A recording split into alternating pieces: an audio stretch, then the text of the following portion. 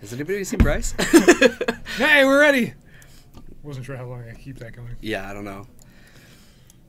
Well, cool. Well, let's get started with Legacy. some legacy. Kyer and me. Yeah. We're both here. Yeah. It's like what's it been like a week? Ugh. I don't want to think about it. Don't want to think about it. All right. Well, we already have players sitting down. Oh, they've even drawn their hands. Let's see this. This is amazing. Taylor is playing a list that I don't know what we can call it. What do you call it? It has Maverick. Okay. It has Punishing Fire. So let's just call it Punishing Maverick. Punishing. It's not Punishing Abzan. I'm not pretty sure it's not Punishing doing Abzan. that. We're not doing that. Hey, Jorgensen, welcome in. Pun Maverick. It's a punny deck. Yeah. Like this? I'm not sure what Desert Bus is, but you should definitely bail on it. Did I spell it right? Sure. That's close enough. We don't need those vowels. Fixed. Getting better. Ryan, we have no idea what Ryan's on. I have not met Ryan before, so very first time, I believe, his first time playing Magic here. And he's going to be on camera. Awesome. And he's playing against somebody who likes to not let their opponents do anything. Taylor's usually been on, recently he's been on like a mud prison list. Today he's not even going to play no chalices, I don't think. None of those. Interesting. All right, we already have a Mox Diamond. Gets rid of the Grove, keeps the Verdant Catacombs. Who needs it? Yeah, this might be like an aggro loam type thing. Not what I would have expected there. Yeah. I saw Dark Confidant. Oh, yeah. I haven't watched that. Don't know what it is. They stream for 7 to 8 days. Woohoo, Legacy! Your favorite format to watch? What about to play, FC Reaper? Come on. What about to play? I'm going to go out on a limb, and I'm going to say Ryan is playing Burn. It's a guess. It's like just this gut feeling I'm having. Well, you know what? I'm going to trust you. Brun and Burn. So as I just said, Taylor's playing Dark Confidant. And Punishing Fire. Lavamancer would have eventually been an answer for that, but he doesn't care. He's got a Punishing Fire. Oh, a sillily arted Punishing Fire. I like that one. That's silly.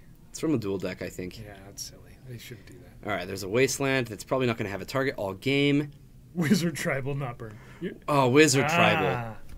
See, I always forget about Wizard Tribal, and it's so similar to Burn that a lot of times I can't even tell. It's the non-blue Wizard Tribal is what this one is. Exactly. Yeah.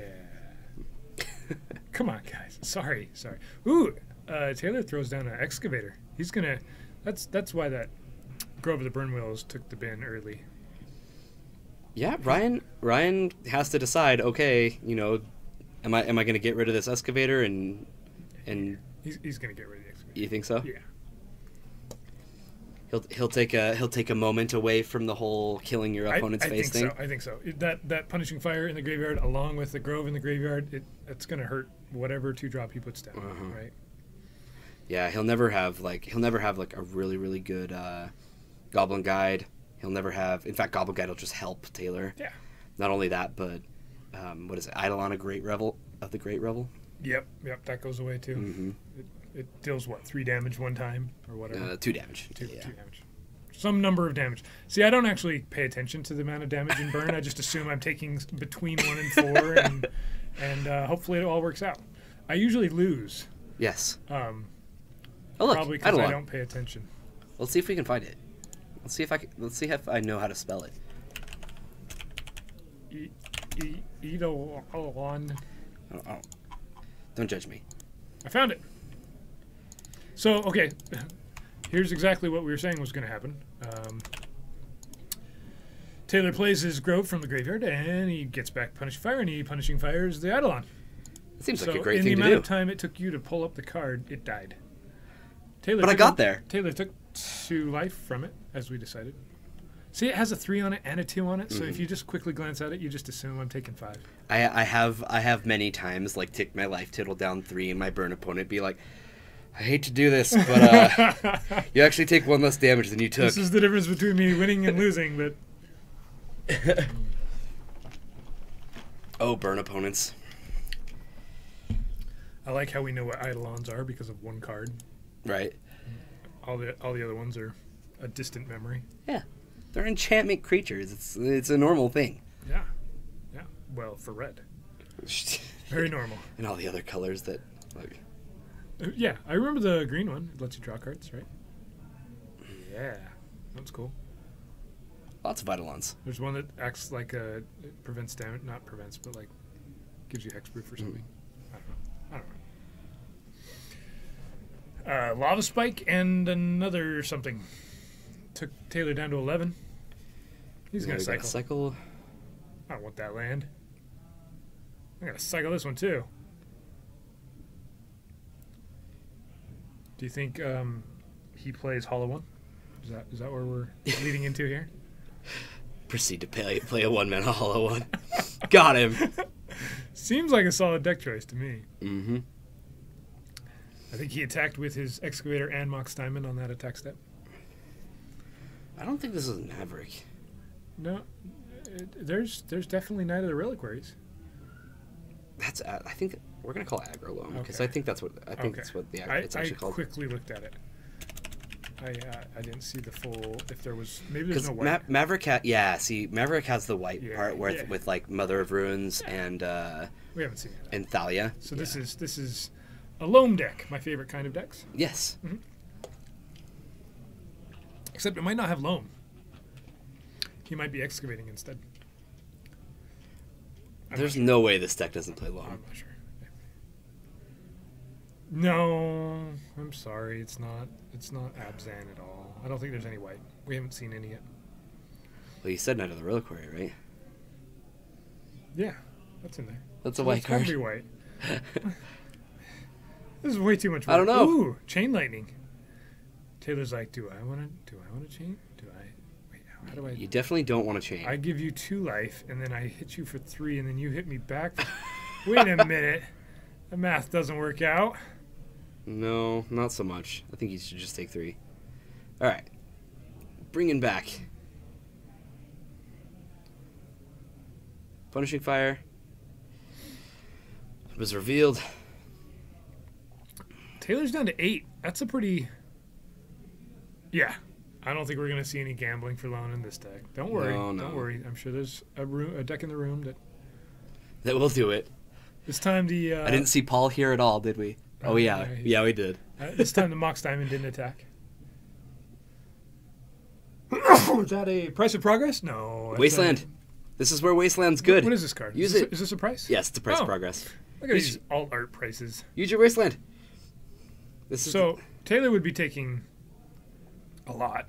Instead, he just takes almost 4. lethal. Price is an instant? Man. Yeah. What a broken card. It is really good. So Taylor has a 3 power creature out, and Ryan's at 15. So in what?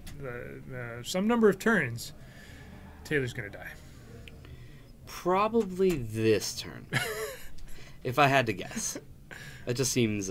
So obviously my play of where he should have taken out the Excavator was completely right, since I know how to play burn. Right. Yeah, obviously. That's exactly what he should have done. You use all your burn spells to kill their creatures, and then once all their creatures dead, then you use all the burn spells that you have left. Yeah. AKA 0. Right. To kill them. Yeah. I see. That's what I would have done, but I don't play burn. Taylor's gonna play Punishing Fire, get it back, play it again. 3 damage. Net 3 damage. Mm-hmm. Put you down to 10. Is Ryan on the top of his deck though? No, he has 2 cards. What 2 cards could he possibly have that he didn't play and win with last turn? Yeah, I'm not sure. Chain Lightning you. Down to 1. And Lightning Bolt you. all right. Done. Let's move over to our game that doesn't involve red. in any way, shape, or form. Ooh, good idea. We've got Brian on your right. And he is on food chain. And we have Josh on your left. It looks like they might be on game 2. I think you're right. If they are, Josh took game 1. Oh, sorry. You can't use that name anymore. Nope. This is blue-white, and it's a con deck.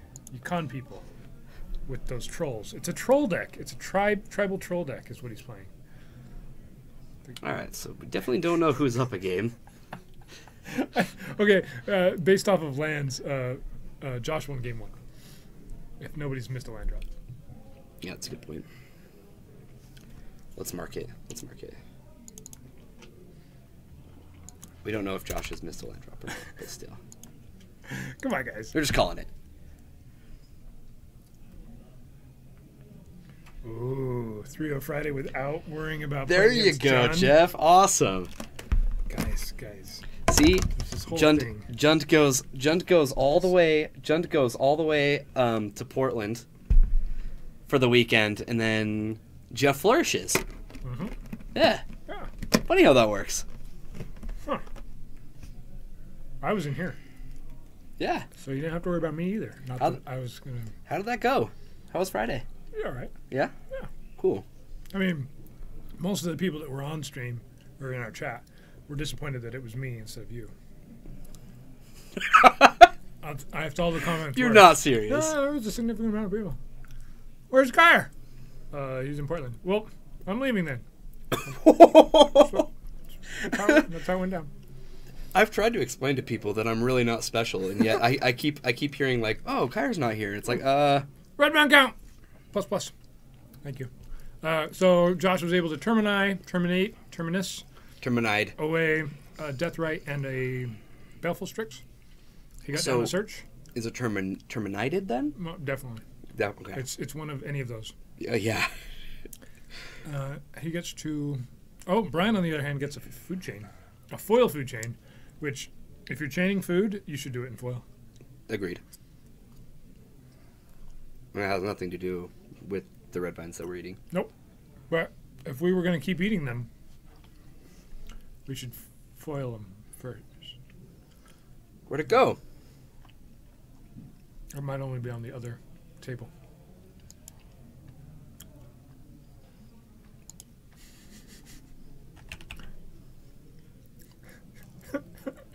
Red. There it is. Found it. That is not the real red vine count, guys. No, it's not 12. Promise. Do we count just Kyre's like last time, or do we count both of ours? It sounds better if we count both of ours. Agreed. We're at 2. 2 red vines. How many red vines did you eat in Portland? I don't want to talk about it. I mean, I guess we could talk about how many you ate just in Portland, and then how many you ate on the way to Portland and on the way back to Portland. Yeah, I definitely don't want to talk 3 about that. very different numbers. Yes. But all of it can be described as a lot, and a lot. So I have no idea what happened in that game because I was paying attention to creating a red vine counter. Right. Somebody won already. I guess that would have been Brian, right? He had food chain down. He had a Mistall Griffin in exile, and Josh was at 18 life, so it makes sense. Yeah, he didn't have a lot going for him. Well, I've noticed something with this matchup. Once a food chain resolves, it's very easy for the food chain deck to make things happen once it's in. Yeah. Because that's like the whole battle. Getting Mistall Griffin up and going is really, really hard. Swords to Plowshares doesn't really help Josh much. Right. It just exiles the thing, and then it comes right back out. A Terminus doesn't really, you don't care, right? Nope. Oh, you Terminus, you have a Terminus on top, I'm winning before you even get a chance to draw it. Right. You can easily win through that. Not only that, but we also saw Brian resolve a Manipulate Fate. Yeah. So like he resolves a food chain, resolves the Manipulate Fate, and then you're just looking at it going like, okay, we're if you have we're a done. Walking Ballista in hand, I lost. Right. Yeah, I think that's what happened. We were doing actually. Brian and I were playing some food chain on Magic Online, and we were doing so well with it, it crashed the entire Magic Online program. The whole client. I'm pretty sure it was us. So what does it take to be able to do that? Do you have to win more rounds than you played? To crash it? Yeah, that's what we did. You totally... Guys, I have a little bit of a cold, and whatever Kai just said just went right over my head. I have no idea. I said how... So let me get this straight. You guys won 6 times out of 5 rounds. Yeah. No, we only got to like round 2 when it crashed. Holy... What did you guys do? It was brilliant. We won game 1 of round 3, and the whole thing crashed. You couldn't join a league. Every league was paused. It was great. I have no idea how long it lasted. It still might be broken. I don't know. It probably is. I'm really high on Magic Online. It's like one of my favorite things. Yeah, it's basically the best thing ever. Yeah. I can't imagine it being better. In fact, the other day, I didn't even accidentally double-click on my card and pay 7 life to kill my own guy. I never even did that. You're like, I 5 myself. I didn't kill myself with a stupid misclick. And something gives me a feeling that was on Bryce's bingo card. Watch Kyra kill his own guy and pay the life to do so. I got this guy. I can pay 7 life to destroy any permanent, and the one I'm going to choose is the one I can pay 7 life to destroy. It was awful, guys. I don't want to talk about it. Okay, I kind of do. It was great.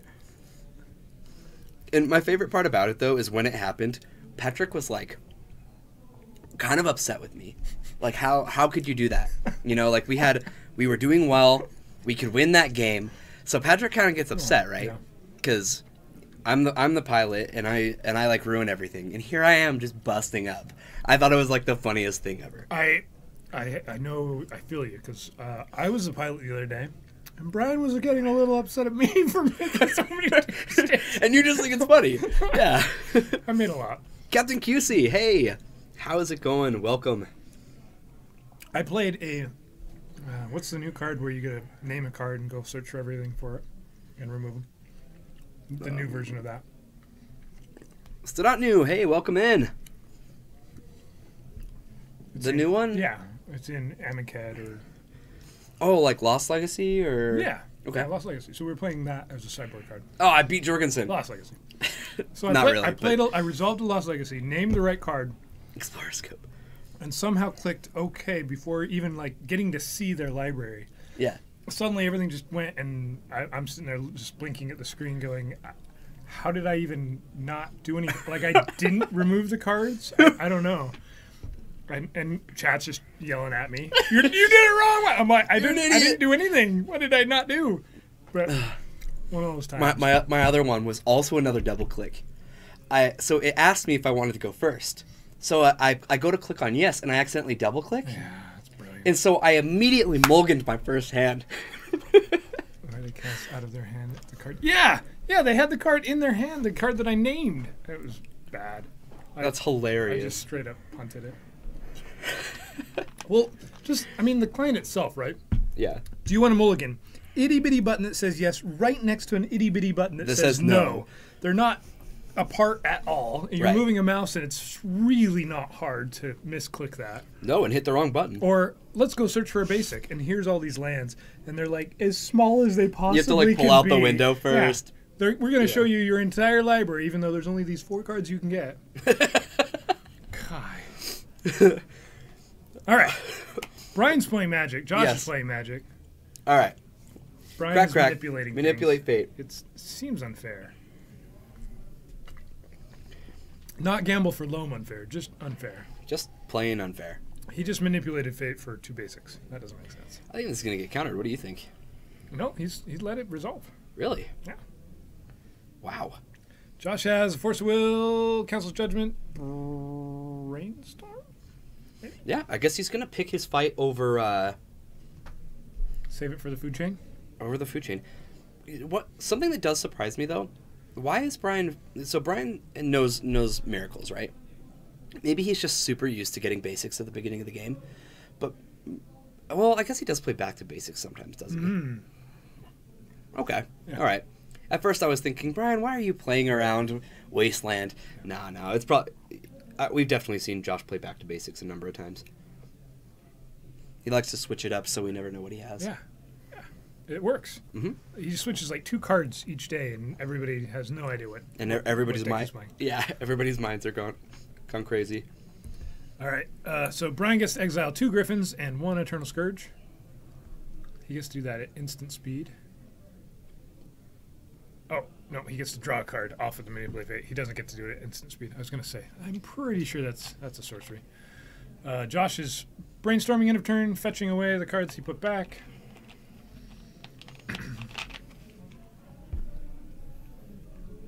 I didn't see what he put back. He did it very quickly.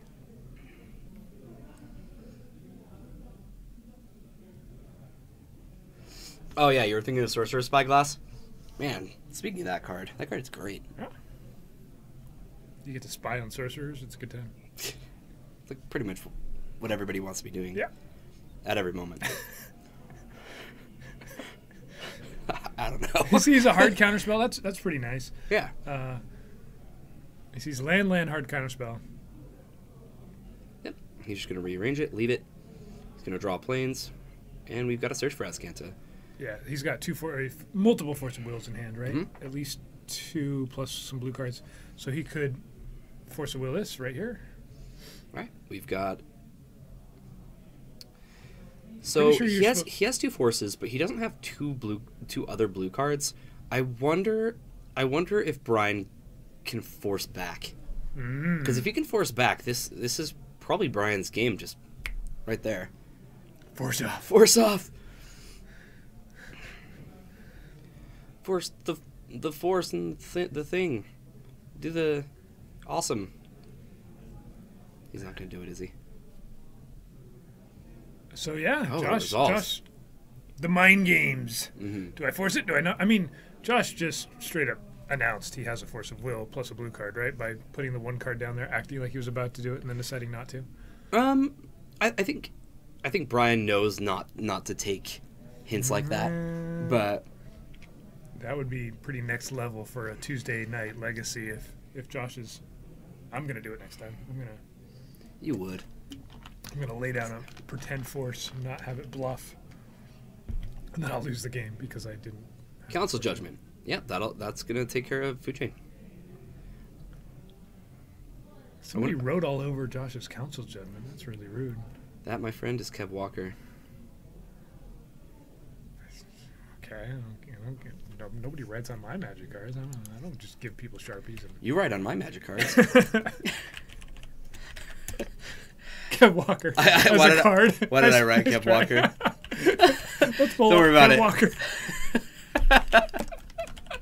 That's great. Quiet you. I got this. Kev Walker knows how to do blue and white light. Yeah, he really does. So much so that I thought he did Curse Scroll, because I thought it was just... I don't know why the card does that, why it adjusts like that. That is super interesting. But then the next one's going to be back the other way. It's going to be great. We'll have to change it. There we go. Ta-da. Kind of So fits. that guy in the middle there that's like hung up in a burning blue flame ball, that's Food Chain. That's what that is. Yeah. It looks like a guy, but no. The masses voted. Yeah. Yep. And Food Chain heard that. Starting with you.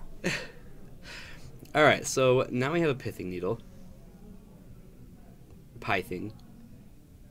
What does Pithing Needle name versus Josh? If I had to guess, it's going to be Jace. However, because Azcanta is now on the board, speaking of Azcanta, He wouldn't have had to flip it if it was named. He could have left it as a scry option. yeah.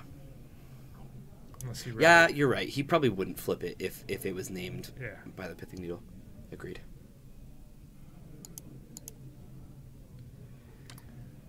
Food Chain love. Yay! I think Food Chain already got to Food Chain last game. It did. And Food Chain didn't get to Food Chain this game. The council judged it. Now Brian has enough mana that he can actually just sit here and pump this ballista a couple times, and then later. It's getting terminus. Right. But it's waiting for a terminus to come down. That way he can start playing the Miss Hollow Griffin and the Eternal Scourge.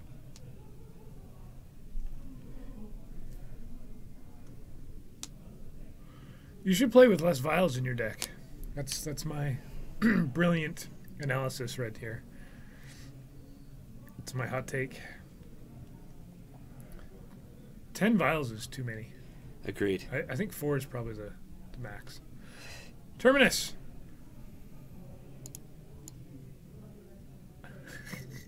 What? Leave me alone. Walking Ballista is going to ping Josh and die, so it doesn't go to the bottom. Right. The other one does. There's a Caracas. Which I don't think Caracas has targets in this deck. No, Brian I don't think is playing Emrakul anymore. Right. But no harm for Josh. It's a Plains. And if Brian's sighted in Emrakul or something like that, then he's got an answer already.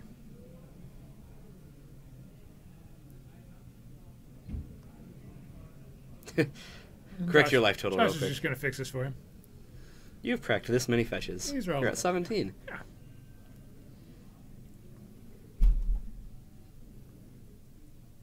Yeah. What is that found?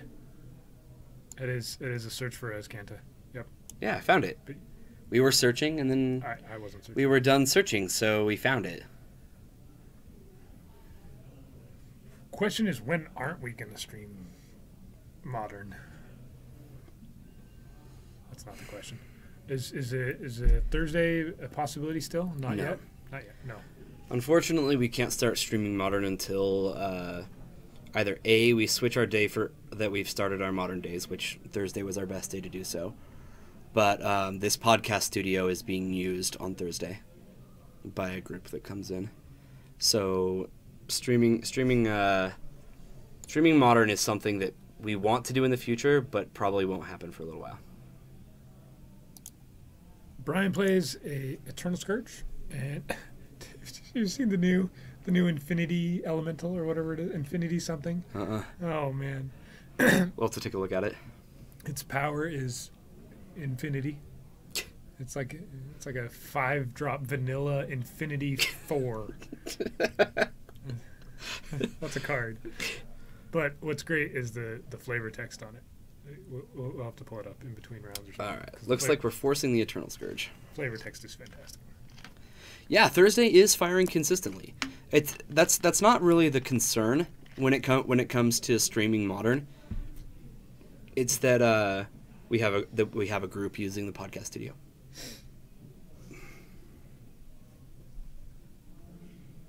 Swords it, Infinity Life. Yeah. Perfect. Good times. There's all sorts of fun mathematical problems. What if you switched power and toughness of one, had another one, and they blocked each other? Does infinity cancel infinity? Yes. In Magic it does. In math it doesn't. Taken 3, Vendilion Click is clicking now. No. You didn't feel it? No. No, okay.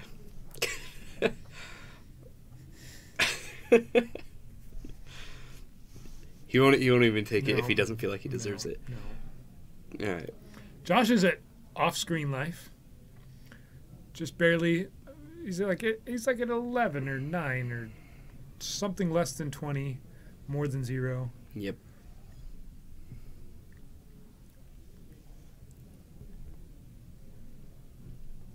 Ballista number 2 comes down. Ballista number 2 doesn't come down. Nope. Counterspell. And we've got a Baleful-Strix. Full of those bales. Mm-hmm. He keeps moving the Azcanta, guys. He knows. That's great. Oh my goodness.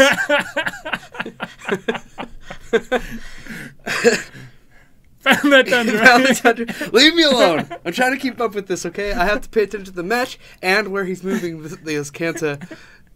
You guys just don't understand how hard this is for me. And I have to keep updating red vine counter. But it's so much, okay?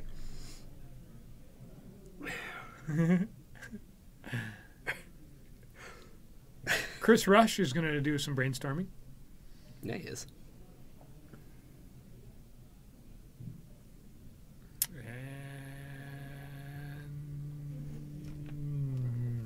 Interesting. Difficult decision. Actually, a choice here. Thank you. See, Patrick understands. I know how to make it better. Oh, no. Yeah, that smell when you open up the... When you open it up, you can't say no to that smell, guys. Ooh! Someone just developed an algorithm that tracks Azcanta on the board for us. That'd be amazing. That way we could find it and like continue to have it. Now, where's my red vine counter? At the top. Ding.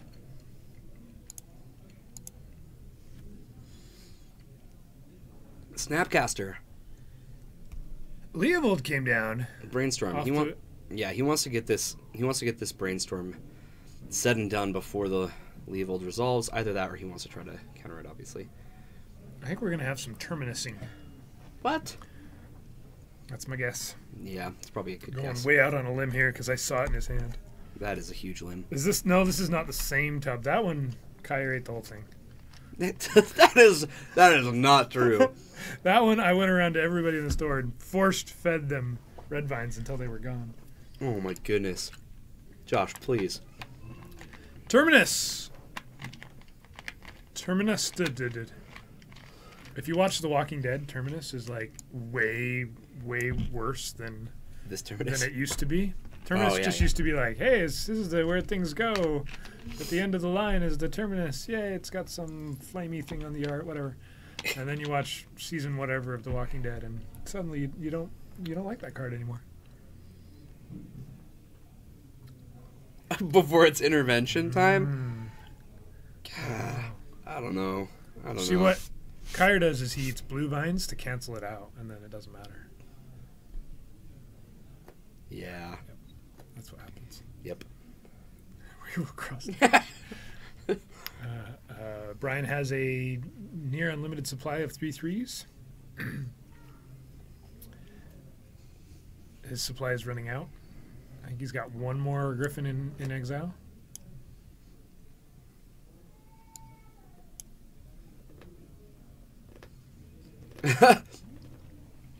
Are we there or not? Well, no. Josh uses his Kanta to find counterbalance, just the way Richard Garfield intended. Yep.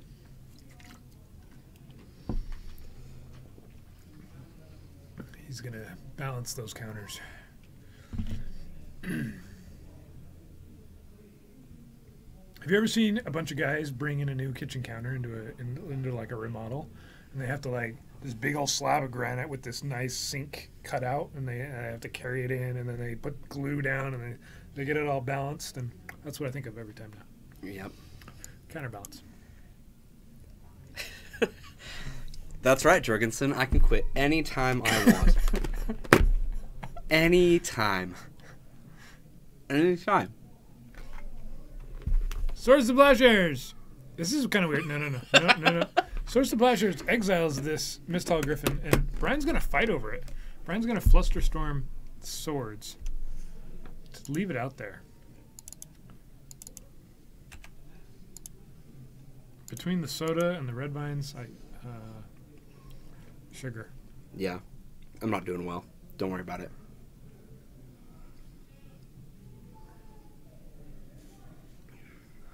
Oh, man, we got some battling going on here. Vanillion Click is getting Force of Willed. Force of Won't.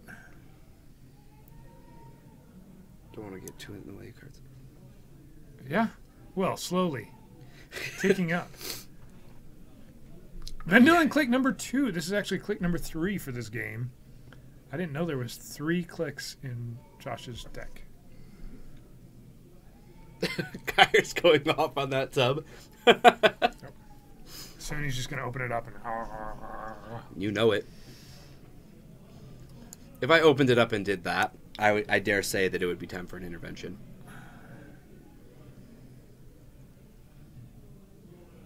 Something happened and I missed it.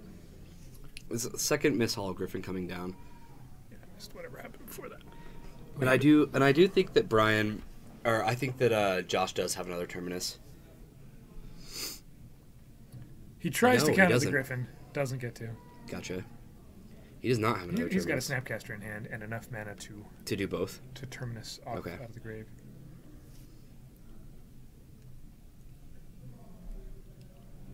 Click, block, bounce off Caracas. Is that Yeah. how it worked out?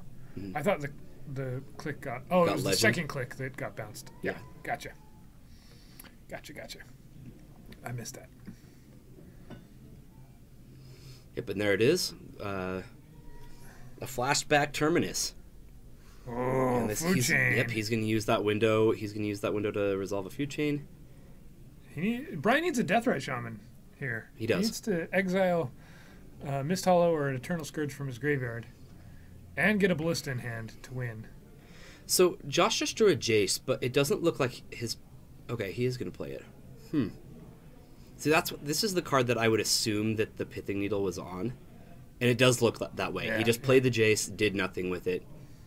He's got some disenchants. He has a disenchant in his hand. All right, here's the Deathrite Shaman. And here comes that disenchant. Yeah, he's getting rid of the Pithing Needle. Okay. No fear. Yeah. When you've already dealt with... Has he dealt with all of the Mist Hollow Griffins? Are they all in the graveyard or just two? Well, he's Terminus them. They're in the deck. Oh, they're in the deck. Okay.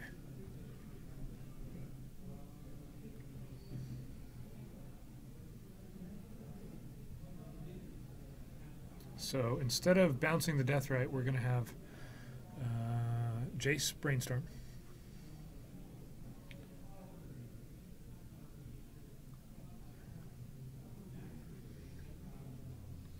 He's got a fetch land. Doesn't like what he has on the top of his deck. Give it a good old shuffle.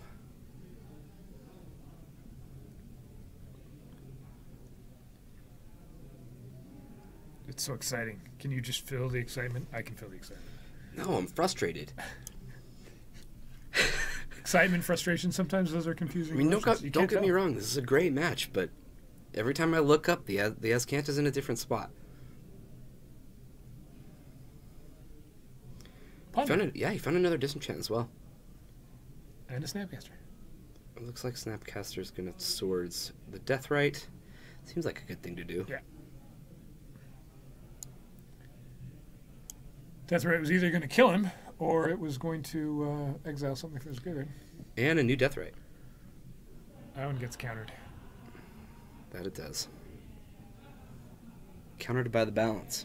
Yeah, because those guys that are bringing in the counters to the remodel, they don't like Deathrites. That's why, guys.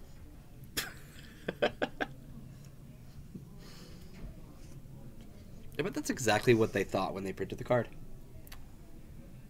Toxic Deluge for what? So, a couple of reasons that Brian would bring in a Toxic Deluge. Maybe he thinks it's a Monastery Mentor build. Yep. Or an Entreat, the Angels build. We just saw Josh use Search for his Kanta as a way to shuffle off the top of his library, so Counterbalance had an opportunity to counter. Right. It didn't work. No. That is a dead Snapcaster Mage. He was deluded. Or he was... Are you deluded if you got deluged? I'm not sure. Deluged? Yeah.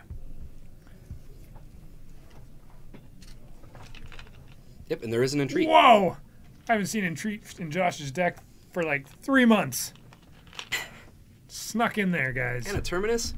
Let's put that thing back on top so we can get the ultimate value of this Entreat the Angels. Yeah, let's put Jace and just tick it up. Or zero it. Oh, no, we're not going to do that. Aw. Looks like Brian sees a fetch land on top. No, we need 19 angels, not this many. Oh, angel token. Yes! Finally, we get to talk about the new tokens. Even though he scoops it up. They're just amazing. They're cute little angels. And on that note, I get to talk more about these tokens, which I'm excited about. Josh won. Josh is a winner, guys.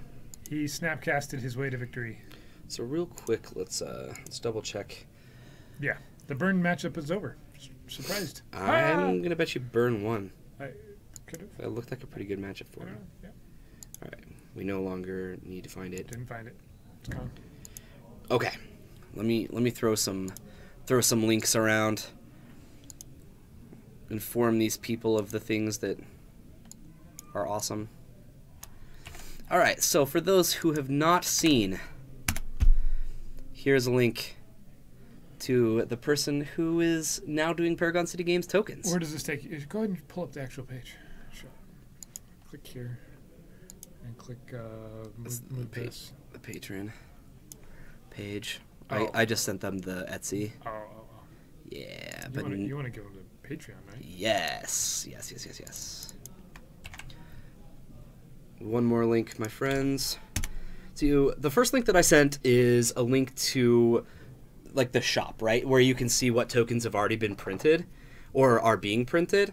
And then the second one that I just barely sent is our Patreon, which is I just made it today. Yeah. So go ahead and click here and then do like MTGO. Okay. Yeah. And Sure. Show it off. Here we are. Perfect. So this is our Patreon page, which, oh man, we like have a some real deals. page. It does. It looks real. Like Yeah. I can't even believe that I'm the person who put this together. So if I have $5 per month, what do I get? All right. So we have some deals, right? Every single month, this awesome person, her name's Leah Anderson, she's going to be doing 5 new tokens per month. Oh, no worry, Riley Cold. No worries. You're here. That's all that matters. All right, so 5 new tokens are coming out every single month, and then on our Patreon, we do a monthly thing where you can get all the new tokens that come out each month. Oh, sweet. Which is perfect because this is exactly the kind of site that we need for this. So, first things first, if you do $5 a month, you get 1 of each of the new monthly tokens. Yeah. So every month there'd be 5 brand new arts. Brand new arts. Different tokens. And we send them out. Just send them right Yep. out to you. Cool. And they're double-sided. The backside has, the Paragon City Games and the Cats and Cantrips on there. You didn't get a notification when we went live? Yeah, I got one. You may want to look at your notifications Twitch then. settings, yep. Yeah, I'm not sure because I got one when we started. All right, and then we've got the Ultimate Sidekick. So this is pretty much the same thing, but now if you get 2 of each of the new tokens. Because you always need 2.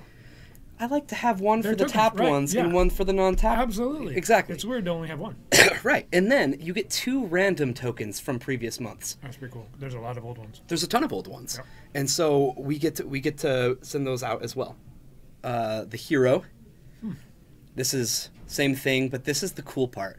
Once you do $15 a month, you get to start submitting your own ideas to Leah herself, and she gets to see those ideas, and we get to print those for you, pretty much.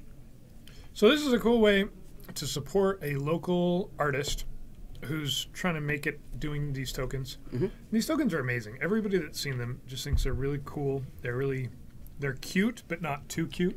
Right. They work really well with the different themes going on. They're easy to see. They're easy to understand. Yep. And really, $1 for a token is if it's a token you want to get. If it's a token you actually like, people pay way more than $1 for tokens. If they're like the foil zombies or something like that. Right. Horrible.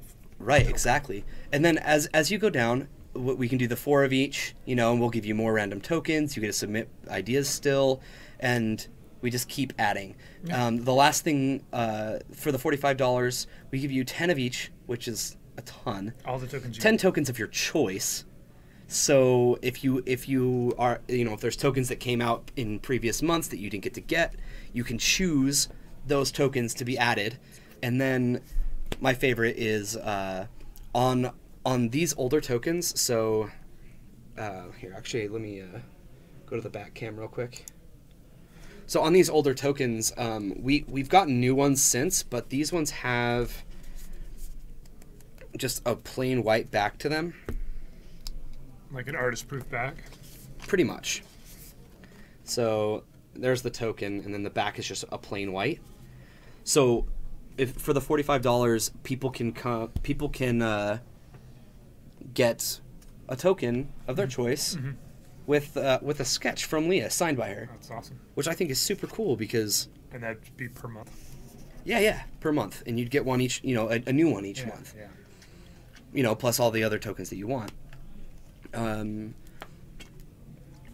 So I'm super excited about this. I can already tell you that I will definitely, since I just barely created it, obviously... Yeah, we haven't shown. This is like 5 minutes old right here. Seriously, this is like brand new. I haven't even had time to like log in and become a patron myself, which I can promise you I will be, because I love these tokens so much. But yeah, sweet. So that's it. Let's see if more Magic's being played yet. More Magic. Not yet. Let's see what time we got. Right about time. About time being called. It is about time in the round. As everybody sees our time in the round sheet. Yeah, our time in the round sheet. That's what we look at sometimes. We do look at that. Oh, cool. But yeah, these tokens are awesome. So I did show these tokens her Etsy page. I linked that. Just get to show them off for a second. They're just amazing. Yeah, they're good. I like them. I think this is my personal favorite. I like the Thopter. So I just got back from Portland this weekend, and I can honestly say that every single person that I played a Warlord Virtuoso and I played a Thopter, oh my goodness, they loved the Thopters, which I'm happy because that was my personal favorite. Yeah. Alton got to play some of the vampires. Yesterday there were some discussions promoted, but didn't happen because standard. Discussions promoted, huh?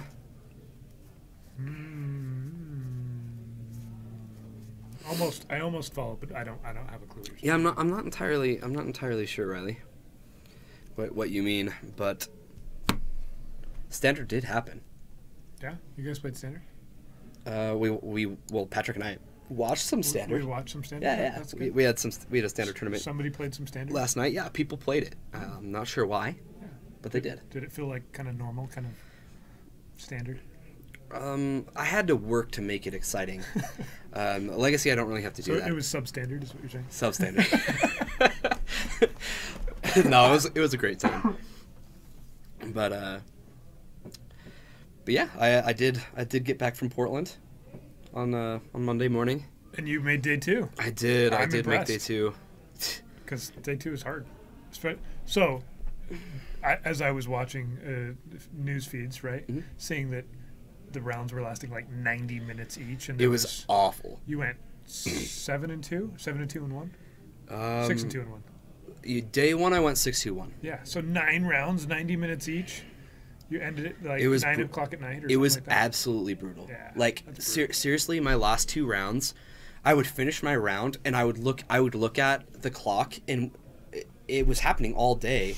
And yes, Merit Lage is next. Yep. I know. I saw that you put that in there, Leah, and I was super pumped because that's the one that the Legacy guys are going to be most happy for.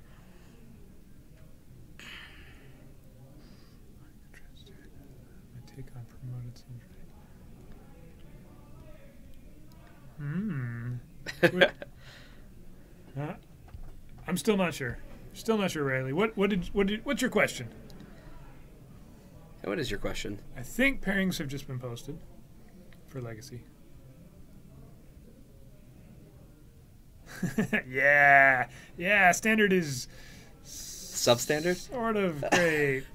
It has some good things. If there's nothing else going on, I guess we'll watch some standard. But yeah, so it was brutal.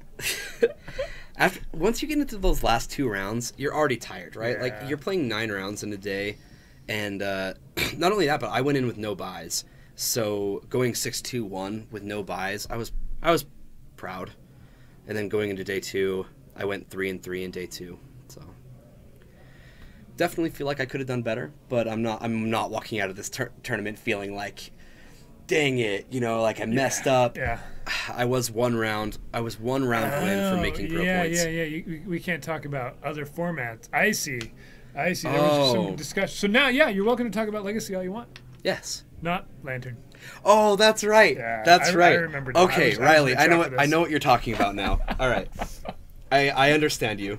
Let's talk about Lantern and Modern. No, we're playing Standard. Oh yeah, that's what I said. That's what I said. Does anybody play Lantern in Legacy? Has that ever happened? I don't think I've ever seen a Lantern deck in Legacy. It wouldn't be the most surprising thing in the world, but Standard is good for pirates and dinosaurs, but everybody's hooked on this stupid energy game plan that makes it so that I played pirates aren't good. That I totally played for 15 rounds and day 2'd and barely missed out on pro points and cash. Yeah, that deck. Yeah. Mm-hmm. I did play energy.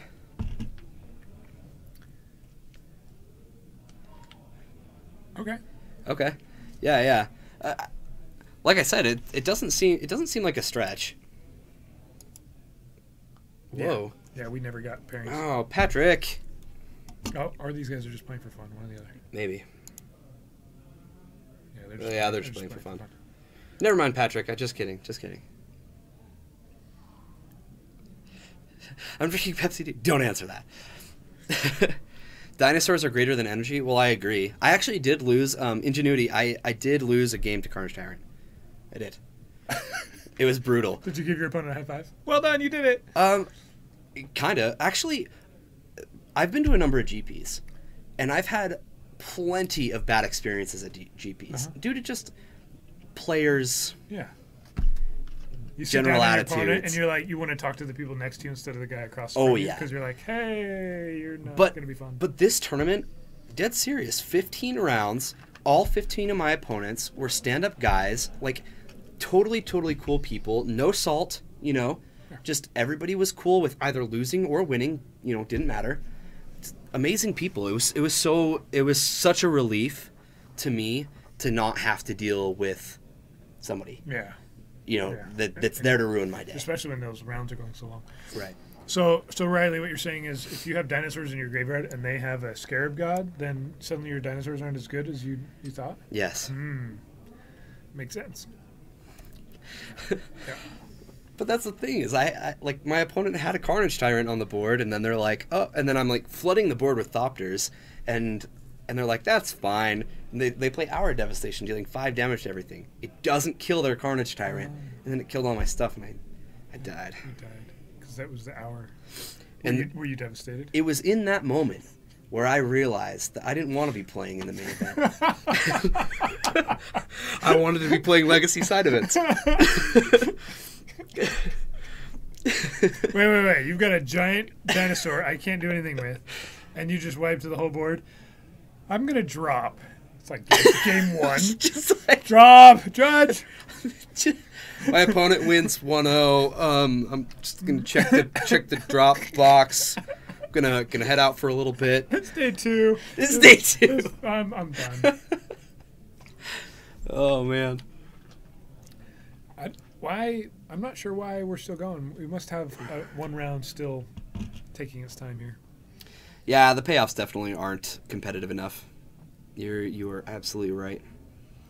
If the GP was Legacy, so there's a GP I was informed, and it's a ways away in Seattle. Seattle and Santa Clara. Santa Clara's sooner. Santa Clara's sooner. It's going to be a team event. Are you going down to Santa Clara? Is there anybody going to be back here to man the store? I have no idea. All I know is that it's Brian's dream to get Brian, myself, and my brother to do a team GP. And I think Santa Clara is where we're going to do it. So he thinks I should be playing like Modern or something. I guess I'm okay at that format. I haven't played it in like a year. Your brother plays Standard, and my brother's so good at Brian Standard. plays Food Chain or maybe he was Miracles? thinking food chain, but I'm not sure. Oh, Captain QC, I knew Legacy was better long before I even played it. Nationals. That's a thing. That sounds awesome. I want to play in Legacy Nationals. Man, we have a bunch of Legacy events here, I guess, right? That's awesome. I want to go to Brazil and play in Legacy Nationals. Sounds like a dream. This Friday. Yeah, that wouldn't work here.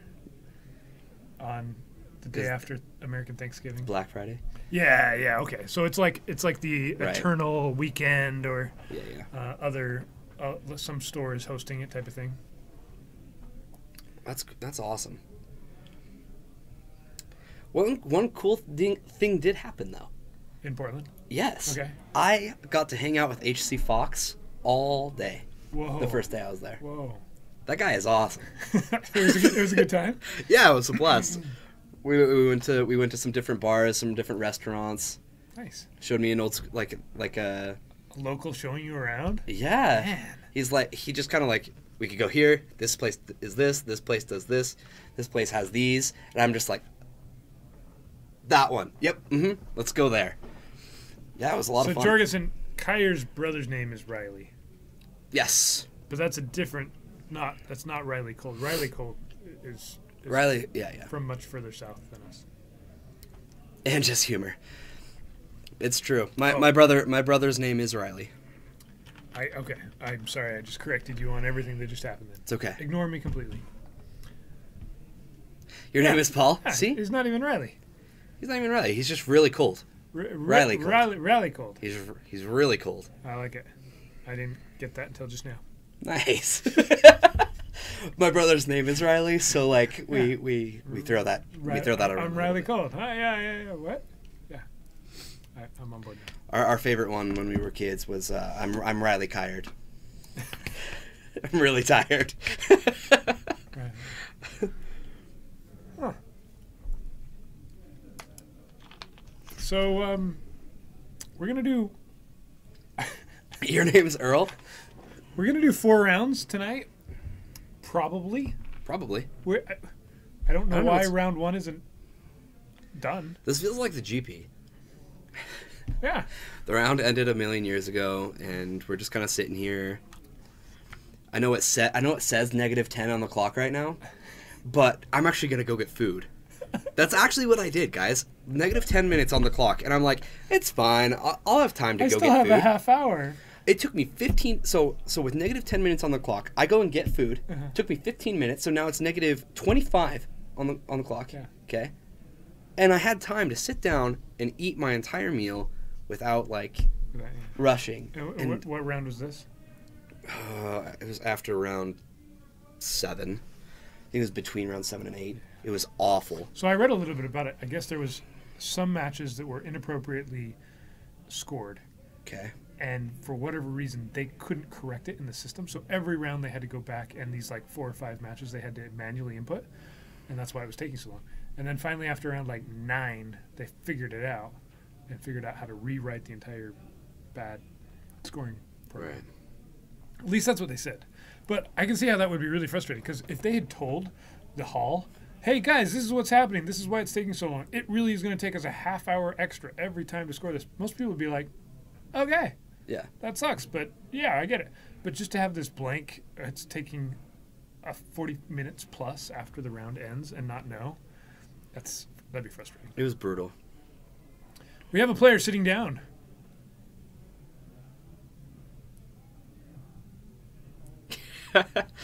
Jurgensen's name is Chicka Slim Shady. Yeah. Yeah, computers are hard. Didn't you know that? I didn't know that. Yeah. I just called him Jorgensen or Arjorg. Usually just Jorgensen. We have a player. Is it Jorgensen or is it Jorgensen? All right, we've got Calvin. Go ahead and Calvin. Calvin versus somebody. Calvin versus Corey. Calvin's on Grixis and Corey's on Death in Texas. This sounds like an awesome match. Let's watch this one. You don't even know who the other match is? Did you say Corey? Yeah. I know, but this one's so good. You know he's on D&T? Yeah, I asked him. He told me. He wouldn't. He whispered it. He has not ever played Calvin on Miracles. What? No. Oh, he did pick Yeah. up Tundras. Yeah. He did. I mentioned this last week. We saw this on Friday, maybe. Sure. Ready, set, go. Except we're not in round one anymore. We'll change that. You got it. Easy switch up. Yeah. Easy switch up.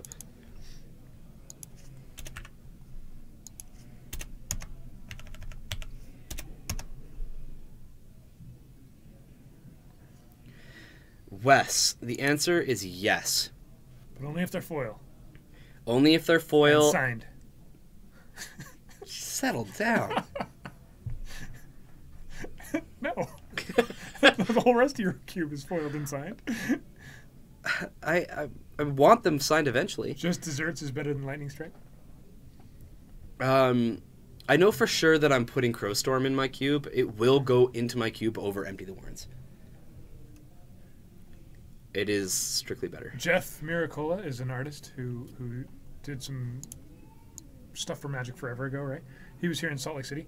When was that? September? And here he is signing some of his old cards and on the same panel with all of these guys. And here he's already like doing art for Unstable, but he couldn't talk about it at all. That would suck. Yeah, that was terrible. He was in Portland too. Oh, yeah? Miracola was, yeah. Signing stuff there. Mhm. Yeah, he's a cool guy. All right, Plains versus Volcanic Island. I don't think he's playing Miracles. Oh, he's playing Miracles. That's a counterbalance. Cool. This is the first Invocation counterbalance I've actually seen cast.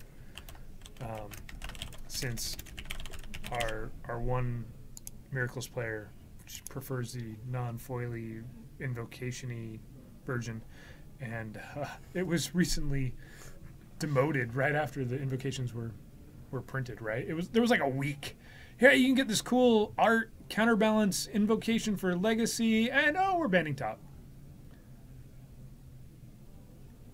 Don't doubt me. Sorry. Yep. Jeff, I never doubted you. When did I ever doubt you? Come on. Jorgensen, I can't agree more. I think the unset looks like a blast. I will definitely be buying a box and holding it for a while. I'll probably be drafting it at the store a lot, and then a couple years from now I'll crack that box open and, Between the run it back. tokens and the lands, you're getting value out of a pack, even if you don't use the other 13 cards, 14 cards. I mean, I guess the lands might not be worth $350 each, but they probably will. Right about that. Sue's saying on top, Calvin is going to do some. Corey's like, let me see that top card. Hold on. Give me this. All right, so first he triggered counterbalance, and then he's going to Force of Will this Stoneforge Mystic.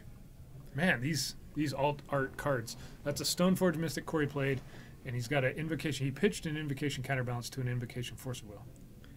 All normal stuff. Foil Susang.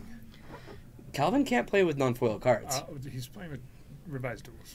Well, those don't have foils, so he has to make that Beta exception. ones feel better than foils. I think he needs to upgrade those revised duels to some, even 4 and black bordered. That would have been okay with me.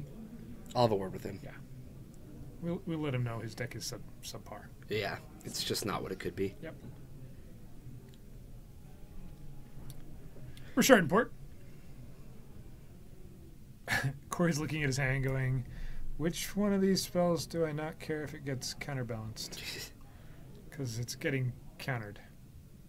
This one, a Revoker. So here Calvin gets to Soothsay. He gets to look at the top 2 cards of his library and rearrange them. And he just puts them right back. Yeah, Sir Law, that's exactly what we were just saying. Yeah. 4 and black border, at least.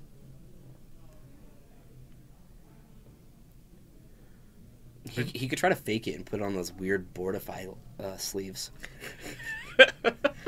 Those are weird. They're awful. Don't do that. That's worse. But, yeah, you could. Look, Ponder. Bye, Mom.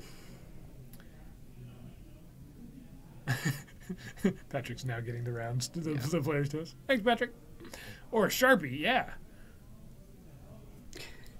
Sharpie would probably be... No, Sharpie's worse, because then you're ruining the value of the card. That's why the Boardifies exist, right? No, They look terrible, but so does the Sharpie. Real men Sharpie their duels.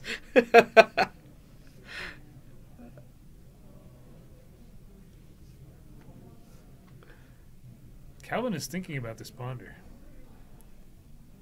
He figured it out. He figured it out. What's Tim playing today? Is Tim playing Jund? No? Manifest Destiny. Something different. Oh, yeah. Yeah. The Brian's build. Cool. The fact that he's on feature kind of makes me think that he won his first Yeah. round.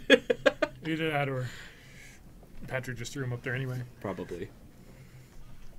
We've got 16 players today playing Legacy. That's great. The Revoker definitely named something. We don't know. We're in a I'm guessing Soothsaying. yeah. Yeah, we're in a soundproofed room, mostly soundproofed room. Mostly. And so we tried figuring it out in a way that we could hear, but it just became too difficult to talk to you guys and listen. Yes, Captain QC Tim is on Manifest Destiny on the other feature. And he might know how to play it. Definitely not. Probably not at all. 100%. I know I couldn't play it. I warned him too. I was like, Tim, just to let you know, I don't think I could play this deck. And he goes, it's fine. I just feel like playing something weird today. I'm like, okay. Calvin lets the Thalia resolve because he knows he has a foil Terminus on top. You never found deck lists online? That's because it's an HC Fox special. And when I say special, I mean the deck is just... You can watch... We have some streams where we played it on Magic Online. Yeah. You can go back through the Paragon City Games Twitch videos and find it. Screen him next round. We can take a look at it after this game.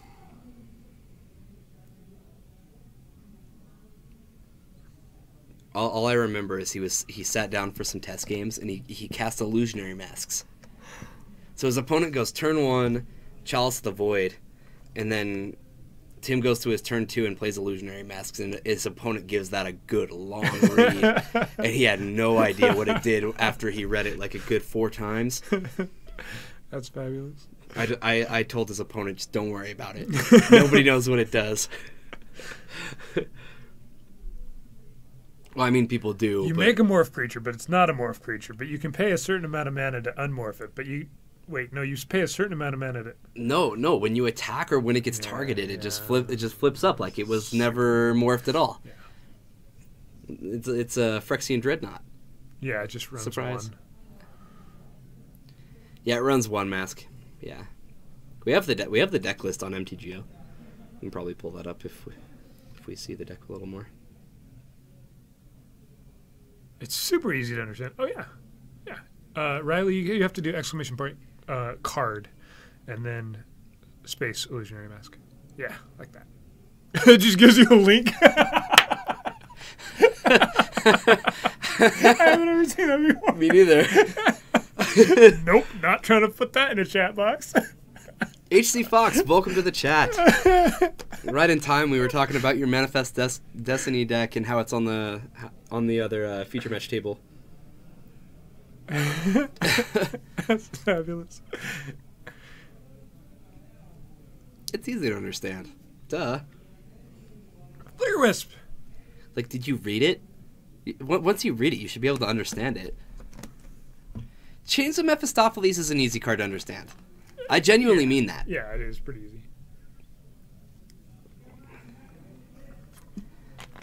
Oh, Chains used to be a link. Nope. Nope, anime. All anime these cards that's that good. we need a red one. It's time. It's game 1 of this forever control versus nuts and taxes. It's the most exciting matchup in the history of Legacy right here. It is. Corey sometimes gets to play a card. Sometimes. Other times he doesn't. The times he gets to play a card, it's not too important. Yeah. Too many? No, we're at 6. We've gotten up to 12 before. think we got to 14 last time. Whoa, that's or a lot. maybe that was just me.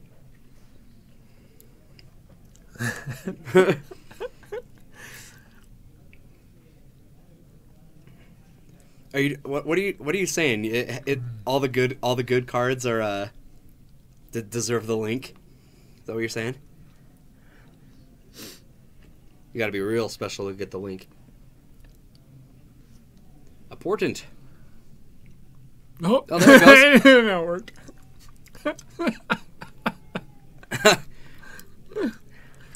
There you go. Maybe because you guys are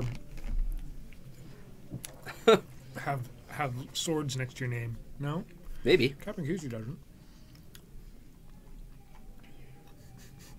Who tried to write it originally? Riley. Okay. Yeah, I think that is the difference. Jorgensen, I don't think yours will ever be a link because you're a mod. It just whispers me. It just. You don't even get the link. This is Corey Taryn, yeah. Yeah, Corey He's Taryn. playing Death and Taxes for the first time.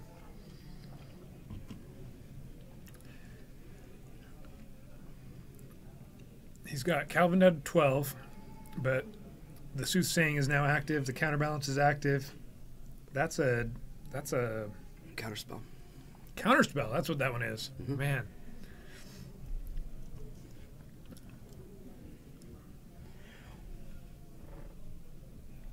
The format is definitely warping. I'm gonna say it probably is a little too strong, but not. It's not like way off. It inboxed you?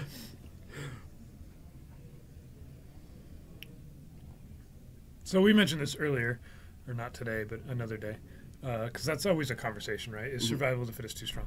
Survival is one of those cards, though, where every single card that gets printed in the future, that would then have to be taken into account. Yes. And so it limits design. Think of it this way. Creatures are getting more and more powerful as time goes on. And Survival of the Fittest is one of those cards that gets to abuse that. Yeah. Especially better leave it. All the creatures that are now spells, right? Spells first, creatures second. But I think they'll leave it banned simply because of that. Mm-hmm. I think they think of it differently than other banned cards. Agreed. So in response to Stoneforge Mystic, Calvin's going to brainstorm. Corey doesn't really have anything to think about, I think. Yeah, this is definitely something that he doesn't want Exactly. Corey to resolve. And they've said that in I think Mark Rosewater has said that about Birthing Pod. Mm-hmm.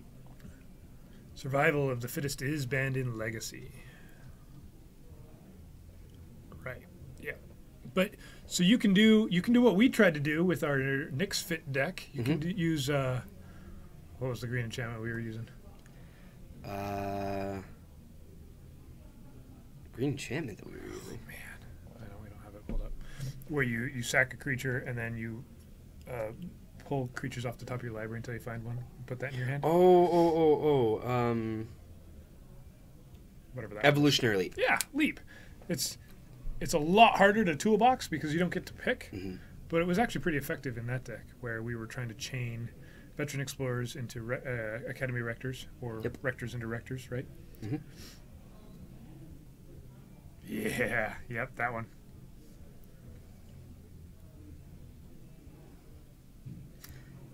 Yeah. Yep. They still have value. They're played in incredibly Commander, powerful. right? Yeah, Are they legal in Commander players love Survival of the Fittest. Yep. And it's Vintage legal? Is it played? There's not a deck that plays it in Vintage, though. Maybe some fringe decks. You just play Oath of Druids, and that's what you'd be wanting to do if you were trying to do something like that. Yeah, it'd be so expensive if it got unmet. We were doing. What were we doing? There's a combination of enchantments that lock your opponents out, right? Cruel Reality. That's one of them. Yeah. One of them. Curse of Death's Hold to give all your creatures or your opponent's stuff -1/-1, and then Overwhelming Splendor to make them not be able to do anything. That's a pretty good lock. Right. Humility. Big yeah, humility. better humility. One-sided. Yeah. And then the last one was Something of. It's the one that makes the worms, right? Yeah. Sandworms Convergence. Convergence. Thank you, HC Fox. Yeah, we were not doing Omniscience. I actually played against a mirror match, though, and he was running Omniscience. That was the most bizarre thing ever. It was actually better than Awesomely Terrible. I was really bad with it, and I did okay.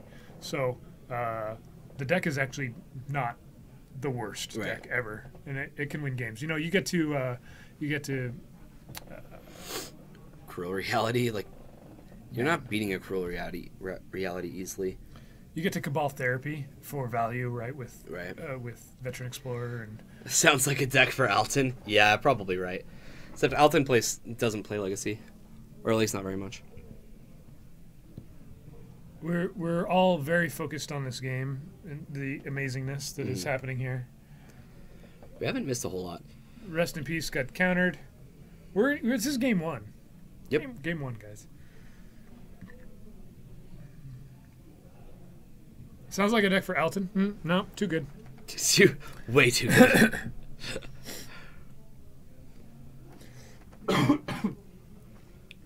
Hey, the Wyatt, welcome in. Professor Flair, you as well. What's this, Legacy? Yeah, we play Legacy every Tuesday and Friday. The greatest format. We play real Magic here. And thank you for the follow, Professor Flair. Appreciate it. These two guys right here that we're seeing play know their Legacy. They know their decks. They do. But they're both trying out. I think Calvin, this is like the second time I've seen him play this. And this is the first time I've seen Corey play this one. So they're going a little bit slower paced than like when we just watched Josh play a similar build to Blue-White Control. And then on top of that, the two decks just like to stall each other out, right? Yeah. Everything Corey does, Calvin's just preventing. Big Man Louie, that was actually my choice to play that deck. So that wasn't Alton's choice. That was the one week he didn't pick what bad deck we were playing. That was as bad of a deck as I was willing to play, and he wanted me on his segment, so. Flusterstorm is getting counterspelled.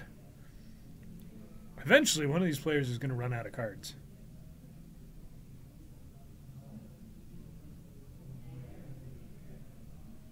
Some Commander. Commander's where it's at, huh?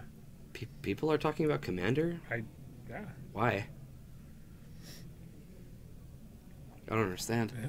That's a weird thing to talk about. You should be playing Commander.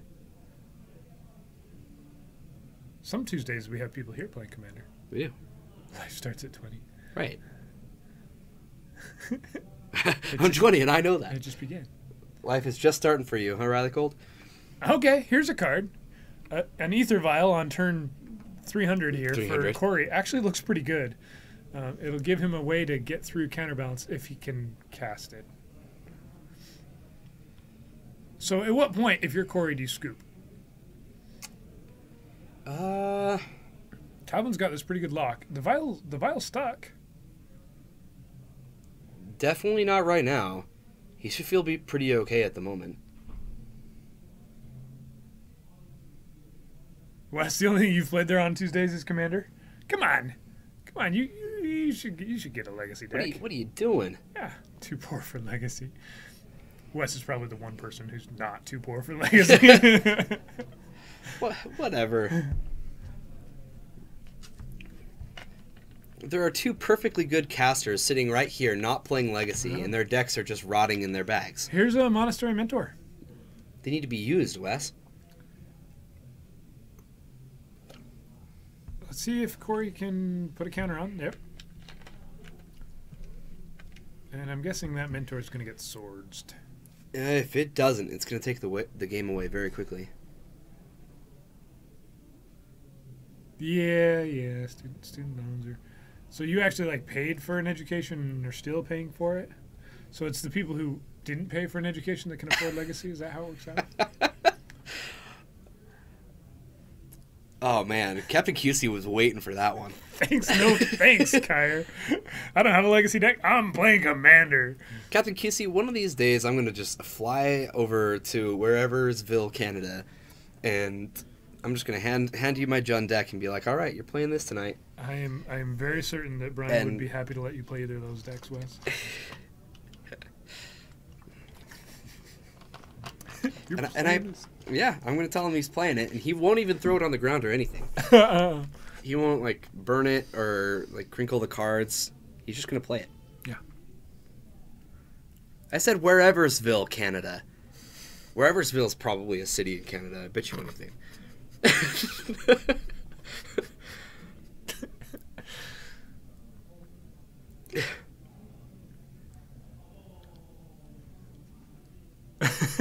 That's a hashtag right there. That is a hashtag. That's a long... I'm glad you like your playmat, Professor. Putting it out there for everybody to know. All right.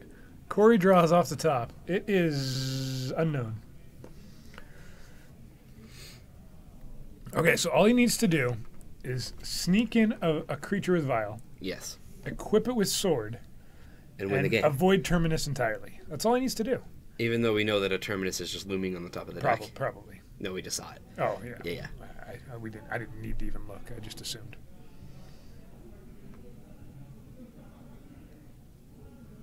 Wes, what bet? Yeah. Oh, well, we got terms, but no. Ponder. We have a monk token. We do.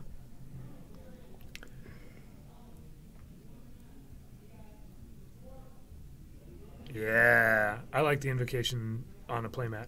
It's sad. It shows you how awesome the invocation art is, right? Yes. When people are like clamoring for these playmats, whether it's Thoughtseize or the Nicole Bolas Mastermind one isn't one of the invocations, is it? That's a different one. Mastermind, is that? I think that's the dual deck or the pre-con Nicol Bolas.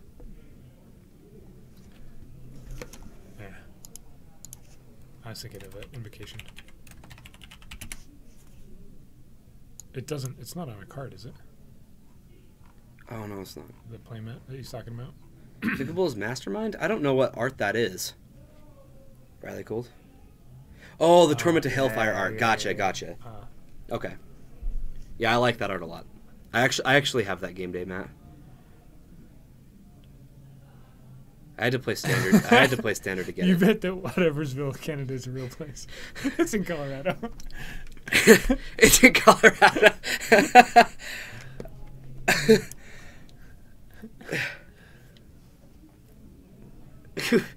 The paint you were just watching finally dried. I'm so glad. That monk token, though, I am so glad you like it, Jorgensen. We'll have to get you some. Yep, this game is still going. Corey's down to 2 life. Oh, that's what you meant by mastermind. Gotcha, Riley Gold. Yeah, Okay. yeah. Yeah, I have that one. I don't know why I didn't think of that. Cavern of Souls, right on time, guys. Right on time. Perfect. Yep. Never didn't have it, guys. He gets to cast whatever he wants, and there's no way it's getting Terminus. It does make this game take even longer. That's what it does. So has enough happened for us to finally be like, okay, Corey's lost this one? I still don't know if he has, actually. I know. Right? Is this why? No, this isn't why you play Burn. We're not even commenting because we know it. You have a good point, Captain QC. You have a good point. We can take a peek at the other match. Yeah, let's take a look. It's over. It's over. Yeah. One of the players lost really quickly.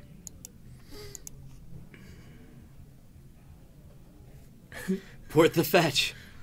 Always port the fetch.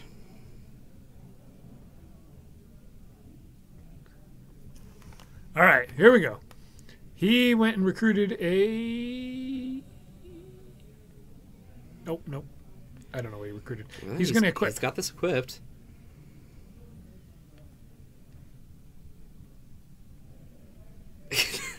Captain Captain QC freaks out. Yes, this is game 1. Captain QC, I don't think you really wanted to see somebody who's never piloted Manifest Destiny pilot it on camera. Captain QC, I will ask Patrick to do that for us.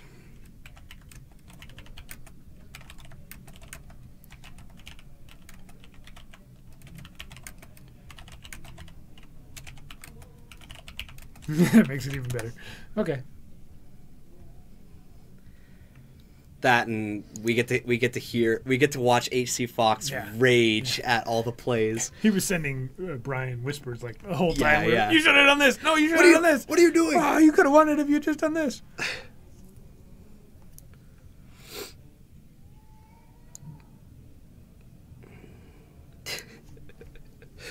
HC Fox, now that it's kind of out there, I kind of wish I got to see you play the Manifest Destiny deck instead of the Standstill deck. It would have been cool to see you actually pilot that deck. Screams in the void.